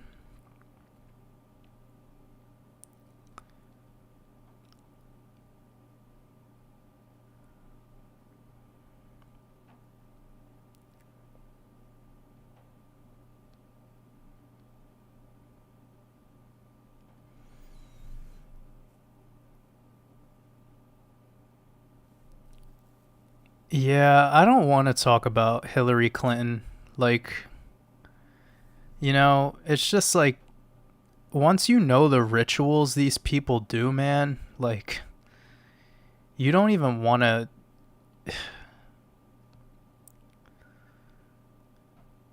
Yeah, it's dark. It's dark.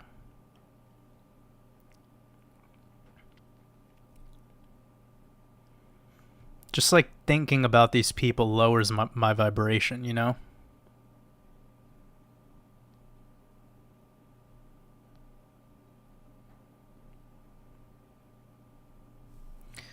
Jimmy says, Jimmy with the food question.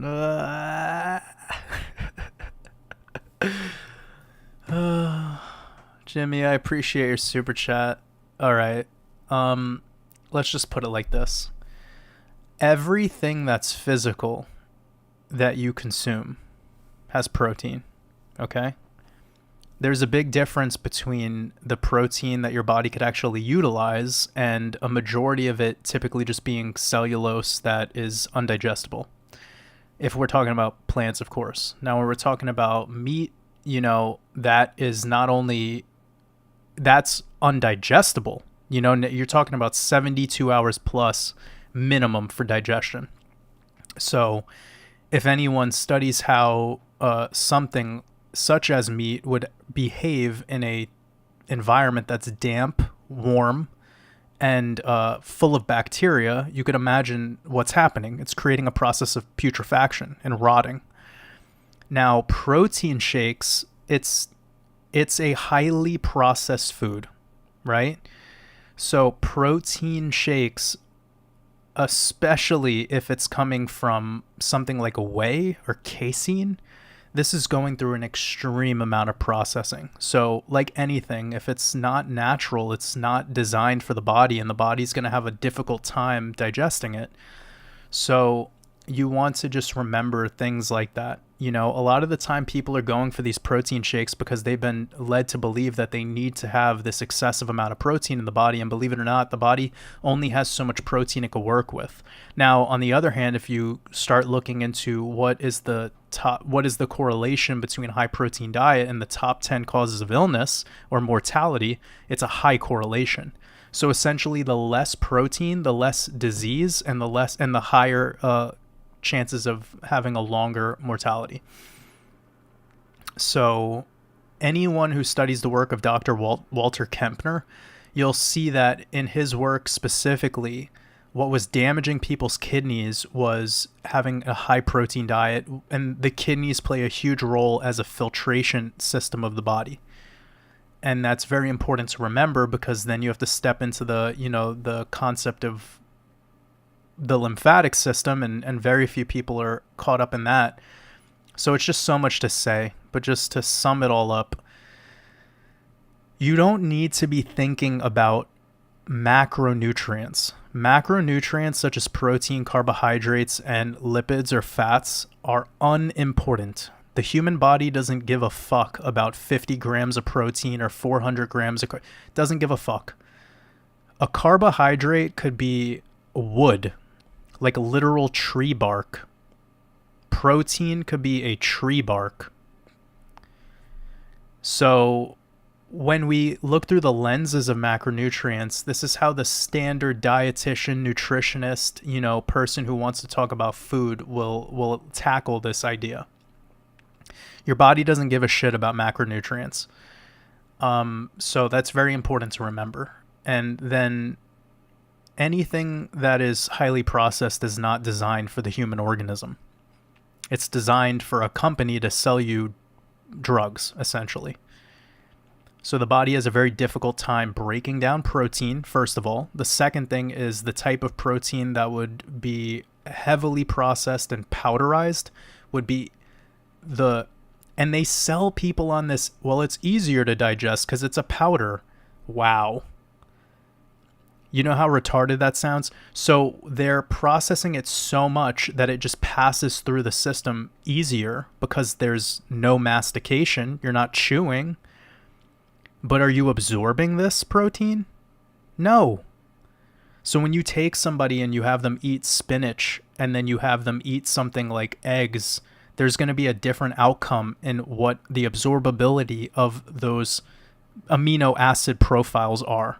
So that's, if people wanted to go deeper and kind of learn about even what protein is, start looking into amino acid profiles, kind of seeing what's going on here. But all this sciencey jargon is a waste of time, to be completely honest. The body only cares about one thing: digestibility. The quicker the food gets out of you, the better. The longer the food stays in you, it is in a warm, damp, dark, highly bacterial environment. It will start to degrade the gut microbiota, and this will lead to disease. So from the moment of mastication to the moment it exits you, the faster that process could be, the longer you will live. And protein is the slowest digesting food.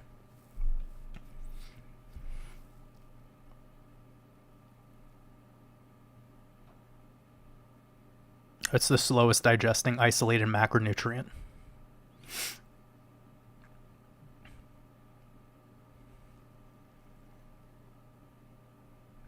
Al Thornton, sending you lots of love. I appreciate you.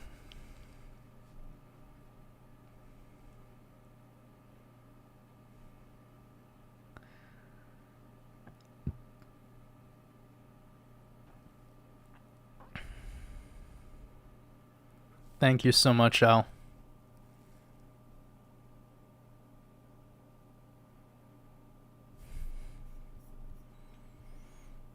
I love that new Vince Staples song where he's like, you gotta make sense to make dollars or something like that.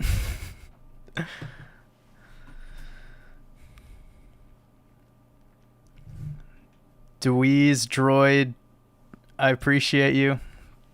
Appreciate your super chat. Peace from Kootenays? I'm not sure where that is, but sending you lots of love.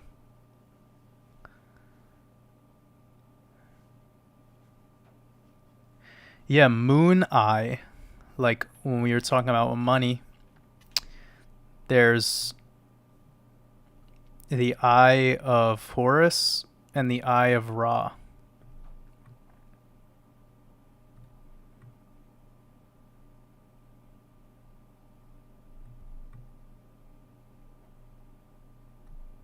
The eye of Luna, the eye of Soul.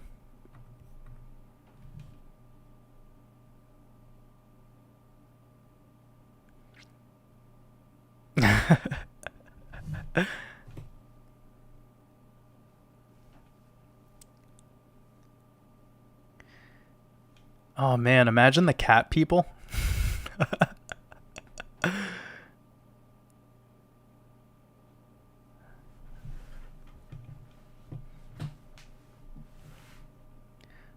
Litecoin Lisa, sending you lots of love.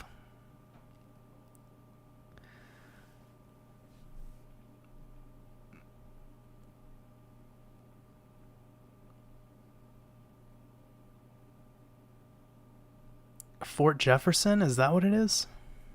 Let me just look at Fort Jefferson.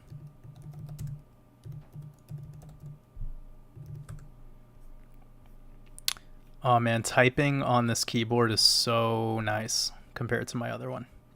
Yeah, like what the fuck is this thing, dude? There's no way we were building this shit with modern technology. Like this thing is floating in the middle of the ocean, dude. Oh man, imagine how advanced the society that came before us.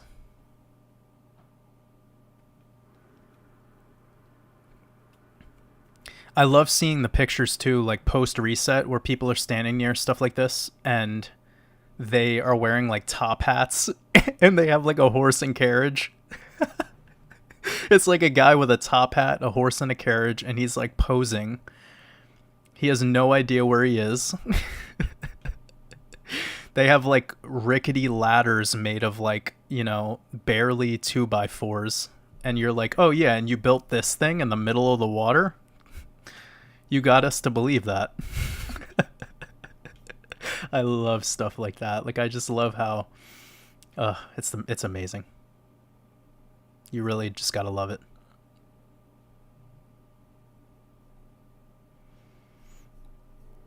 Yeah. They're good at these. Wow. I couldn't even imagine building this structure. Incredible. Absolutely mind blowing.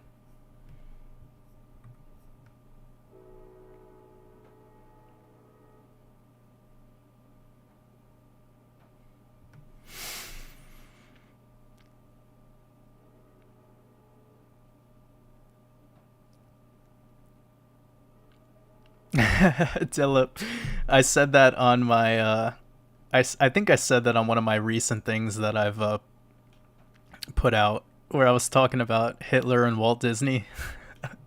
Uncle Walt. That's too funny, man. I love stuff like that where people get those little jokes that I throw in there. So Pablo Sol says having a terrible headache. You need to get a little bit more electrolyte in you and perhaps consider taking a dry fast just for a little bit. Maybe just like a 24-hour dry fast and then break the fast with coconut water. And then you'll be on your way. And then maybe include a little bit of Shilajit into your regimen. This will help.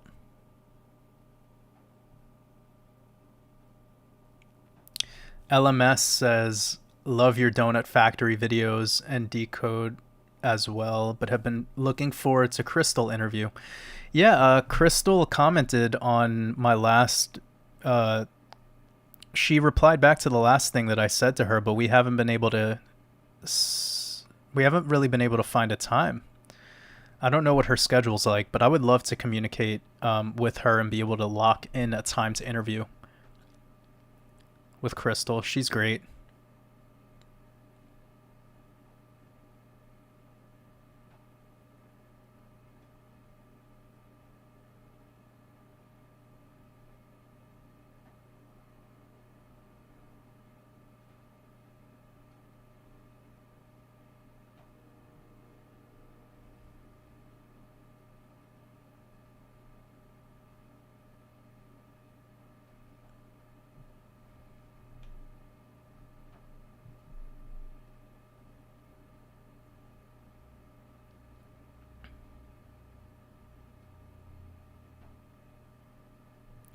Oh man, Rebecca asks a great question. First of all, I appreciate you, Rebecca. I don't know what the fuck is going on with crop circles. Like I really just don't. I haven't went down the rabbit hole of that.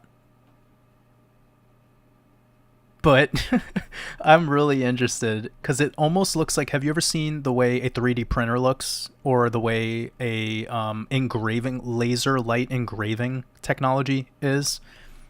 So if you go to some of the footage regarding the last reset, when we had all these fires in the early 1900s, showing you buildings that are like literally chopped in half with no fire damage at all, full trees with foliage, but they're calling it a fire. Devastation across the whole realm, lots of mud everywhere, like tons of mud, and it's noticeable that it's mud, which if you're in a fire scenario, you wouldn't have noticeable mud at the time of the fire. Like that would have been obviously a lot of rain, so much rain to the point where there'd be mud everywhere. And given that the buildings were highly advanced, you would also have the ground beneath you being much more equally as advanced. Like you wouldn't make a 10-story building or kind of like a smaller skyscraper, but then have sand as your ground. You would have a paved road, right? Like this is obvious stuff. But if we go back into the reset and the timeline itself and all of that amazing, there's a lot of pictures at least. There is a little bit of footage. But the point that I'm making, Rebecca, is that some people believe that there was some sort of war and it was done with technology that we have yet to see, or the technology that it's very hard for us to prove today has been being used. But some of the people that have delved into the recent fires that have just happened in places such as California and even the bushfires that happened a couple of years ago in Australia, there's a correlation between this not being normal style of fire, the way the fire was spreading, and the way that the trees look after they've been set ablaze. Some of the trees were on fire from the inside. Okay? So this is a technology that's most likely, and again, to go back to what happened in California, lots of fires there that were happening in places that were civilized, like there's housing, and the trees are still up, but the fucking houses are just completely destroyed. Like you have the whole house just disintegrated, but then the tree 20, 30 yards away is intact. It just didn't make any sense, right? So perhaps there is some sort of energy weapon technology. And now this is making me think, because when you look at the way a 3D or a laser graphed printer sort of device would work, it's like a laser shooting down and then it's able to print out what it wants to print out. So perhaps, Rebecca, the crop circles are just a laser printing style technology. It's just coming from above, something that's sophisticated. And again, I am not committing to that. I'm just exploring, like closing my eyes, thinking critically, channeling in with free thoughts, not making any commitments, but, some of these quote unquote crop circles are absolutely mind blowing. Just the precision, and to have that precision from a bird's eye view, on ground level, it's impossible. It's impossible on the ground level to pull off that type of precision. The ratios and the just how perfect the circles look in some scenarios. Like we're talking about perfect circles. Like, wow. So I've looked at enough of these crop circles to instantaneously bypass the narratives, of course. I do kind of get that it's easy to get caught up in these conspiracies, but based off of what I've seen happen with some of these recent fires that should not have happened, and the remnants of those fires being completely just not aligning with how a fire should go. I mean, why is the house completely turned to ashes, but the tree isn't? So it jogs your mind a little bit. It makes you feel like There's some technology out there that's being used, and it's really difficult for us to prove it as just normal people who are observing what's going on. But yeah, I don't know. Really, really interested to hear people's thoughts on crop circles, though.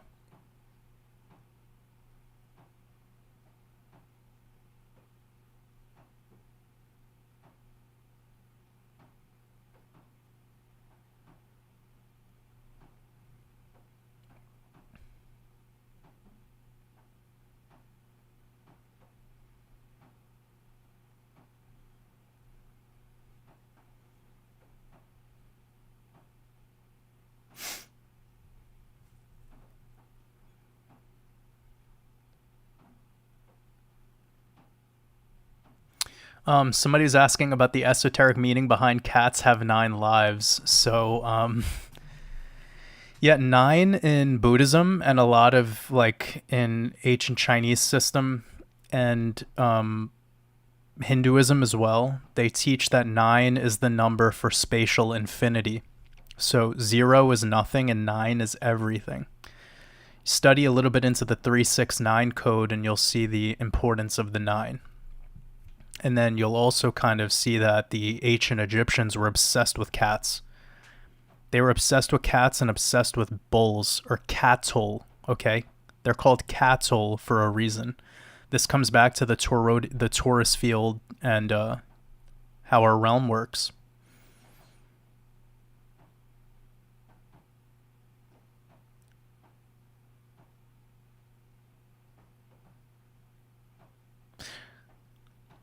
So Close Friends says looks a little bit like an island prison. Yeah, you're right. It does look like that now, but we got to remember that this realm has been completely destroyed and turned into something new. So what looks like that island floating in that island prison today, it could have been what New York City looks like today, but 300 years ago. You know what I'm saying? We just don't know.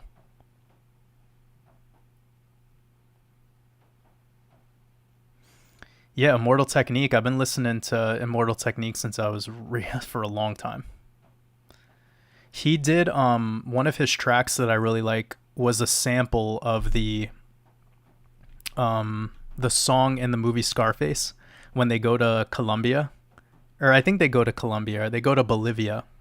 So yeah, they're going there, and it plays this track that's like Peruvian pan pipe music, excuse me, and it's beautiful. I love Andean music from the Andes.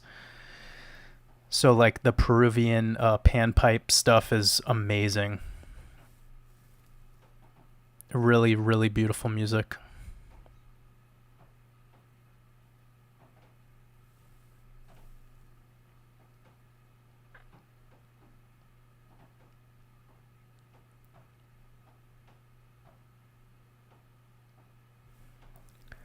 So one second, I just have to turn the light on.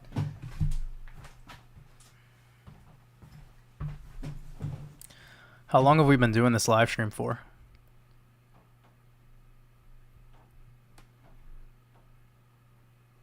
Oh shit. Fuck. It's 8 o'clock? What the fuck? Yo. Alright. I gotta wrap this up soon. Whoa. I like lost track of time. Okay, somebody says, what was the Nazis' main goal? So first of all, there's no such thing as the term Nazi was created by a group of Zionist high educated socialites that were running mainstream media. They had full blown control over the New York Times, pretty much all global media, all the newspapers. The only time you see the word Nazi in reality before the narrative was written was the word Ashkenazi. So that's factual. What the German National Socialist Party was that it was called the National Socialist Party, meaning they were National Socialists. So that's reality. Now, what was their main goal? It was to escape the parasitic nature of a banking cabal. And this banking cabal was ran by the Rothschilds with the help of the City of London behind them, which was the monarch, which ties to the Knights Templar, which was in cahoots with the Zionist military of Russia. And this has everything to do with the other side of the story that wasn't shared with us. Now, what was happening in Russia and the Ukraine and this part of Asia was very, very fucked up. And it was completely glazed over for the story of the narrative given to us about the quote-unquote Nazis. Okay? But there's another side to the story. And unfortunately, a lot of people disregard that, or they're merely just not interested in learning about that. So I urge everyone to go watch the documentary Europa, The Last Battle, and that'll solve a lot of the missing links and confusion some people might have into why the whole World War II thing went the way that it did. Why World War I and World War II went the way it did, which, believe it or not, was to bring together a globalist regime, which was successful, and it's the reason why the world operates the way it does today. Perhaps World War II was actually the end of the war that was occurring post-reset.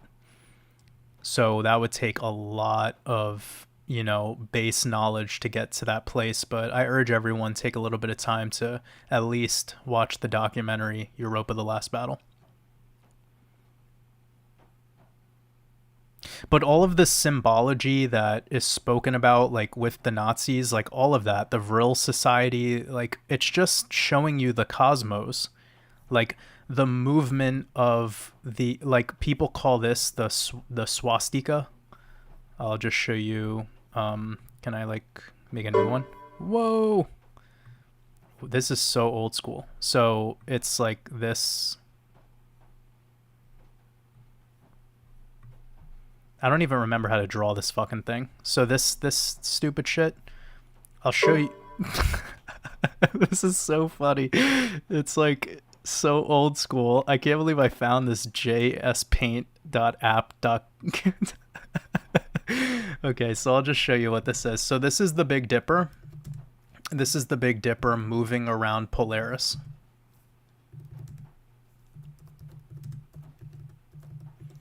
So this is Ursa Major rotating on each solstice and each equinox around the Polaris. And it creates what people want to call the swastika. But that's not even, people are just so fucking like caught up in the narrative, and they want to make symbols bad, and people just don't even know what they're talking about. This is what the swastika is. Okay? It's Ursa Major moving into this position around the North Star on each equinox and solstice every year. It forms this shape. As some of you might have known, the National Socialist Party was headed by occultists, by people who were into sacred geometry and all sorts of really esoteric shit. They weren't simple people. Okay? They were highly advanced. And in order to be highly advanced, A, you must know thyself, and B, you must know thy realm. If you don't know thyself or know thy realm, you don't know anything. So people who call this thing the swastika and they don't even know what's happening in the sky, that's why they've turned that symbol into a quote-unquote bad thing. Remember, nothing is solely good or bad. It has a deeper meaning. So they took this popularized symbol, which has been plagiarized from many, many sophisticated societies before the National Socialist Party was even organized, and now it's only known today by this symbol that's tied to Hitler. But it's like, come on, bro. Are people this asleep? And people in this quote unquote truther community suffer from this shit. Remember, like when you're in your search of truth, keep going. Keep going. Go further. Go deeper. Don't stop. Because if you think you found the truth, then you're gonna really get stumped in this belief system.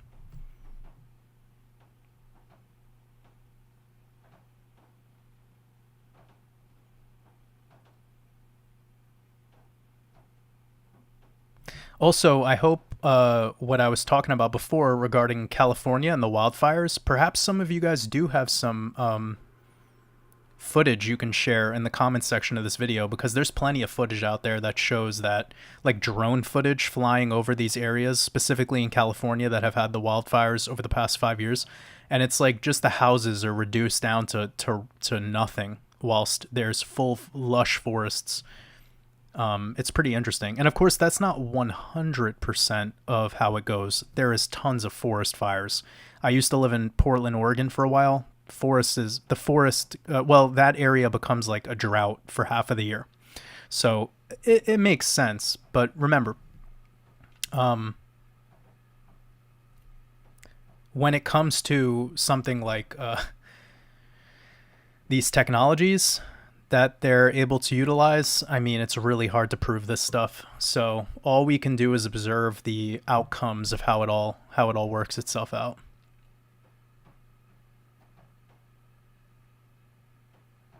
Yeah, A Perfect Circle is an amazing band. I've actually seen them live twice. I'm a big fan of Tool, so whenever Maynard is playing with any of his bands, I also think Pussifer is an amazing band as well. Pussifer's last album has an amazing cover too. This band knows shit. I forgot the name of their last album, but I listened to it when it came out and I loved it. Yeah, Existential Reckoning. It's such a good album and name. Let me just show you the album cover.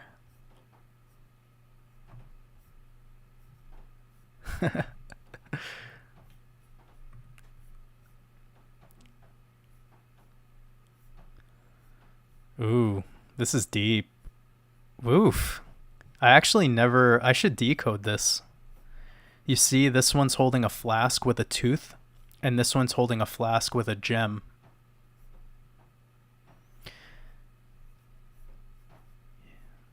Ooh, this is a great... People in our Discord should decode this. You guys will have a lot of fun. The halo with the sun in the in the crown chakra. This is awesome. The two angels speaking into your ears.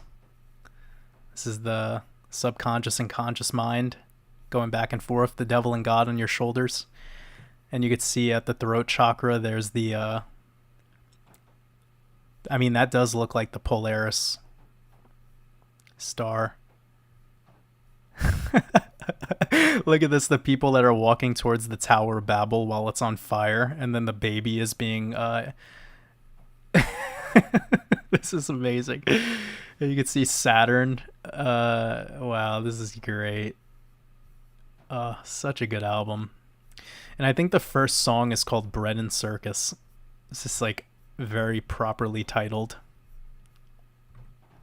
Wonder when it came out. October 30th, okay. Yeah, Bread and Circus, the first song.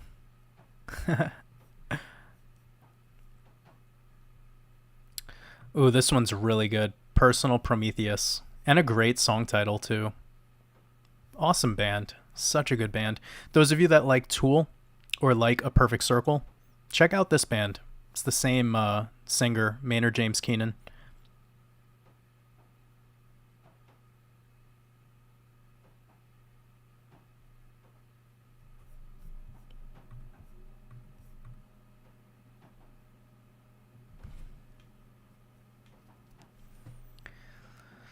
So Jason Fish says cat and bulls. Yeah, it's because, the cattle.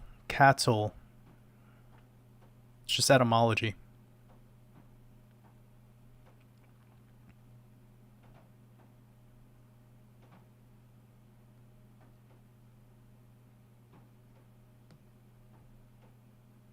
Yeah, somebody brought him New Schwabenland. So there was this trying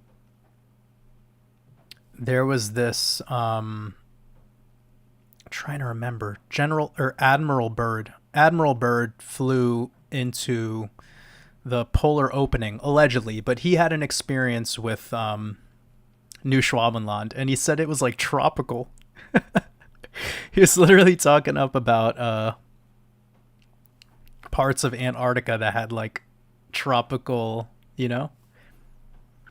palm trees and growing fruit. It was fascinating, man. So yeah, really awesome.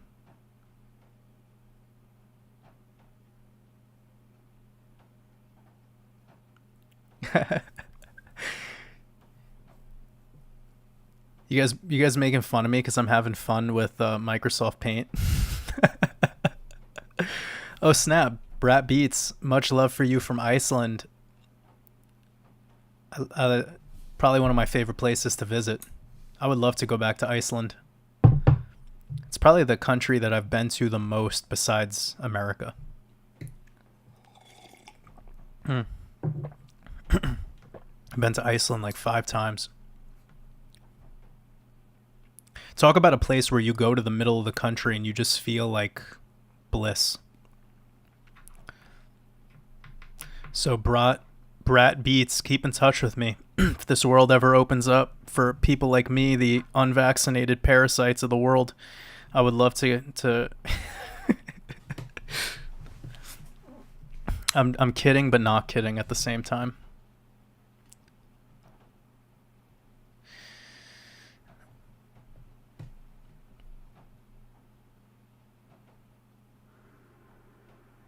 Yes, Pinker Little. The black sun is what's interacting with Polaris. That's why around Polaris, Sola Negra is creating what is considered to be the northern lights. The closer you are to that polar opening, where the black sun is emanating through, you're going to see this phenomenon of magnetism on the firmament. It's a projector. It's like a projection screen. So yes. Um, Regarding advice around manifestation, I'm actually covering that this week on the Great Awakening Bootcamp that I'm doing with Coach JV. So I'll I'll run through that a little bit, talk about that more next week because there's so much to say about manifestation. But when it comes to manifestation, it could be very simple, and it has to be coming back to the vibration of love or the vibration of fear. And if you live in a fear-based vibrational frequency within the lower chakras for a majority of your day, regarding definitely the way you react to stuff that comes up in your reality, you're going to be slowing down your process of receiving your outcome. So what we would need to do in order to speed up the process of anything we're manifesting is, in the day-to-day, whilst you're in your process, do it in a state of gratitude and love, acceptance. Be okay with the process. This way it will make everything go smoother for you. There's a beautiful thing that I heard once where the person said that free will is when we make our mistakes.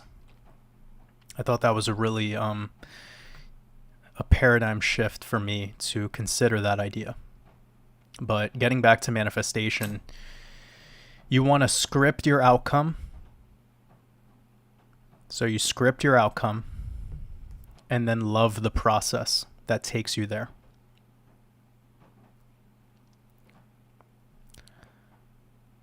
The speed at which you achieve your outcome is based on the way that you react to everything that shows up in your day-to-day life. And not every opportunity you have to say yes to. Sometimes when you start manifesting abundance and when you're within what's called your vortex, you're going to find that you have brought too much onto your plate. Your plate is full. You have to get better at saying no, actually. Some people think that they need to just start saying yes to everything, every opportunity. You know, manifestation is ask and you shall receive. So if you ask and your thing that you want is more money or more connections or more lovers or more whatever the fuck, those things will start showing up in your life, and it's going to flood you. It's going to flood you. If you start asking for love, you need to learn how to control that energy, because you're going to have too much coming your way, and you can't manage all of that for that request. So just remember, ask and you shall receive. So start small.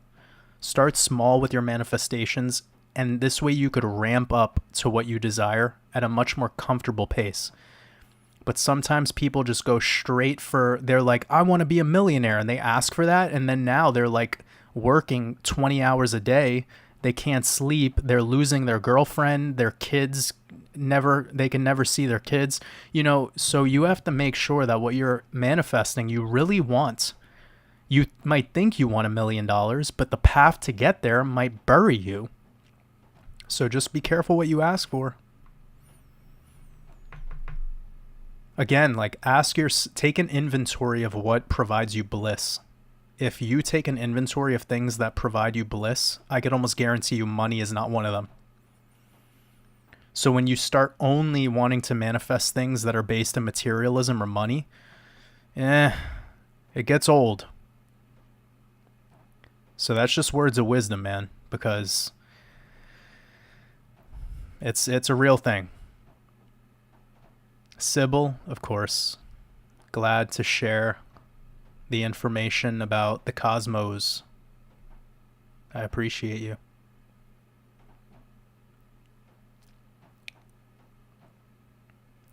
Yep, I'm glad that I moved out of Portland as well, because it was a very overly liberal environment and I couldn't talk with anyone pretty much about anything.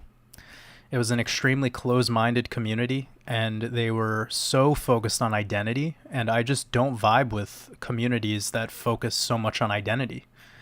It really doesn't matter to me whether you're gay or straight or trans or black, or I love everyone. I love every single one of you, but I don't give a fuck about what skin suit you're wearing. I just really don't. If you're great, you're great. If you love me, I love you. I love trans people. I love people who are, you know, whatever shape, size, gender. None of that even matters. This is a matrix. Like it's a materialistic illusion at best. At the same time, I see people who are in this so-called truther community and they're just bashing people who are trans all day. It's like, do you see that's horrible? Like, don't do that. Like, spread love. Don't spread hate. What are you going to do in this world if, you know, what someone wants to do with their own body, that's on them. Now, if someone's turning their 4-year-old into, like, getting some fucking, you know, genetic, you know, that's different.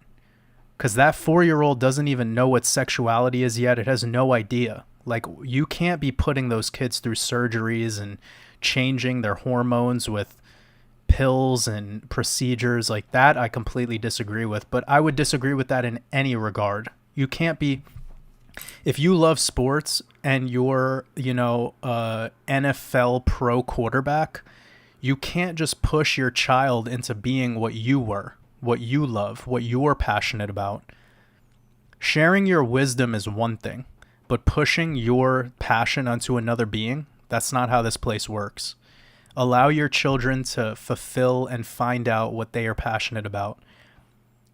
But when we're talking about grown adults, like, I think it's pretty silly when you see people in the quote-unquote truth community and they're just making so much fun and bashing people for being trans or whatever. Like, you're never going to solve world hate by pushing hate, right? You're never going to perpetuate love. Like, yes, I see there's an agenda going on. I've talked about it many, many times, but I've also been exposed to people in places where they don't overly waste caloric expenditure on overthinking identity. Now that's a big difference. I've met someone who is trans who's fucking more awake than 90% of the people I meet.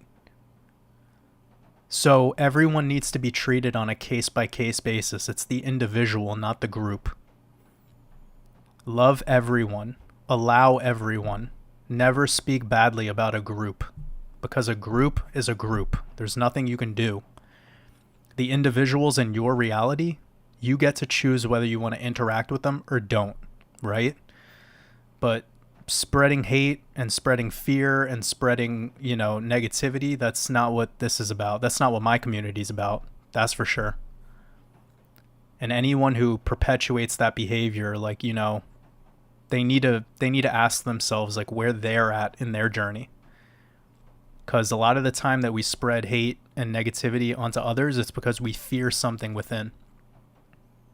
And also, you got to ask yourself in the first place, why do a lot of people decide to go through that transition?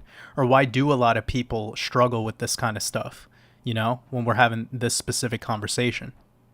It's because they're having a hard time exposing how they fucking feel. Because society is so tormented and weird. And, so that is what it is.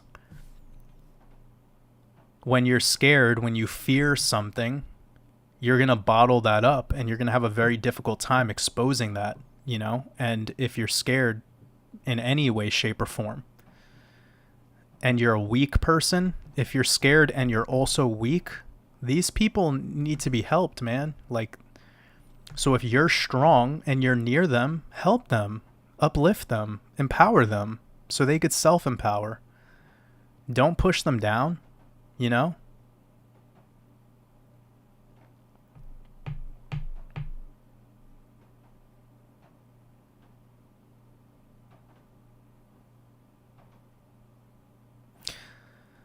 Well, that's awesome. You said you live really close to Maynard, so that means you live in, don't tell me, Jerome, Arizona?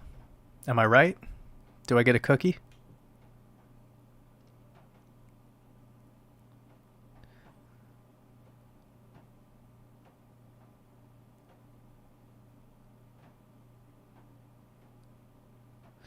So, the Shikantique. I'm sorry that I didn't say your name right. Regarding the collaboration that I did with Coach JV, it's gonna be done in 2 weeks. So this upcoming session and then one more, and then it's gonna be fully available as a package for all 4 videos. So all 4 weeks. It was about 4 Zoom meetings, full about 1.5 hours each time. So it's going to be all packaged together, and that'll be a way that people who didn't sign up for the pre-sale can get access to it. So I'll let everyone know when that's ready, when that's done, for those people that want to get in but have missed the sign up.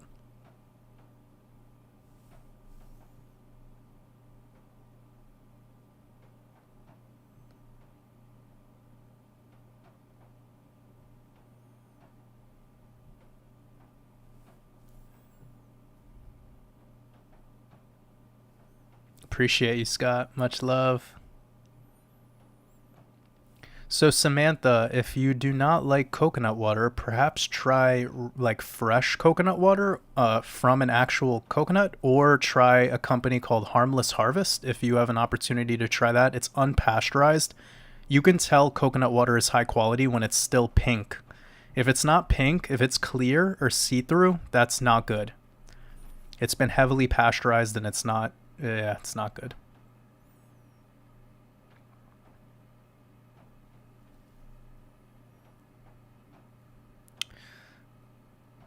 Let me move through. How do blemmies kiss? Oh, that is too good. That is too good. What is going on with this? Tinder XYZ adult date. I have to block this person. Sorry, guys. Yeah, so check out the company Harmless Harvest. It's probably the closest you can get to coconut water that is not heavily, modified with garbage. But in my opinion, based on, where I stand with my study, I much prefer coconut with the coconut meat. So Harmless Harvest also sells, like, they call it coconut shake or smoothie, but it's literally 100% coconut. It's the unpasteurized coconut with the meat, and it's blended together. So it's, oh my God, it's amazing. And I only drink it because it's the best quality coconut water that I have access to where I live. The Thai coconuts are, to get high quality ones shipped to me is extremely expensive, and to get the low quality ones, they've been dipped in like ammonia and all sorts of garbage, and it's to the point now where it's like, it's not really the way to go. But fresh coconut water is, it's so good. I mean, it really is special. Fresh coconut meat too, it's really special.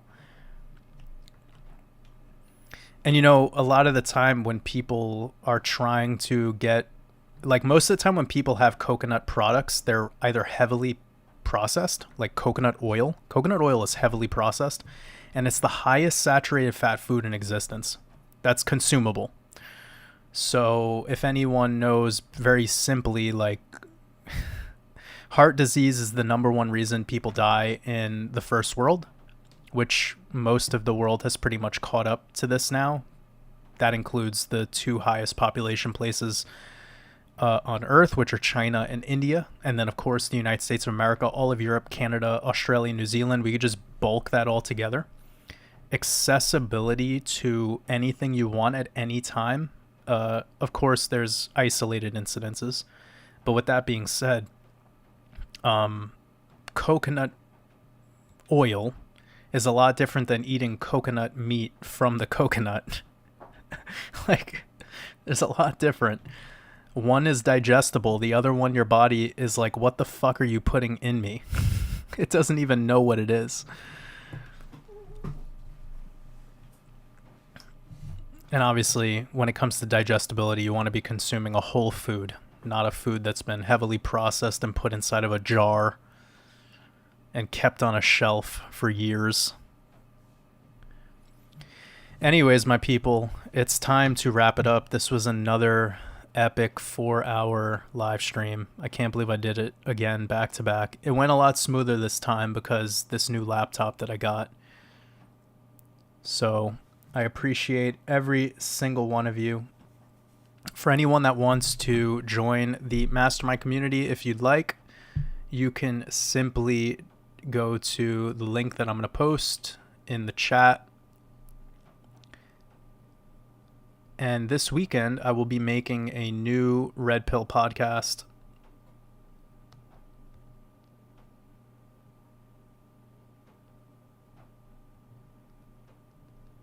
Probably have it out by this Sunday. It's beautiful to see like 300 people made it all the way to the end. You guys are amazing. I love every single one of you, and I hope you have a beautiful rest of your night. Sending you all lots of love. Appreciate you. Somebody said make the stream longer. I don't know if I could go longer than 4 hours. All right. I appreciate you guys. Much love.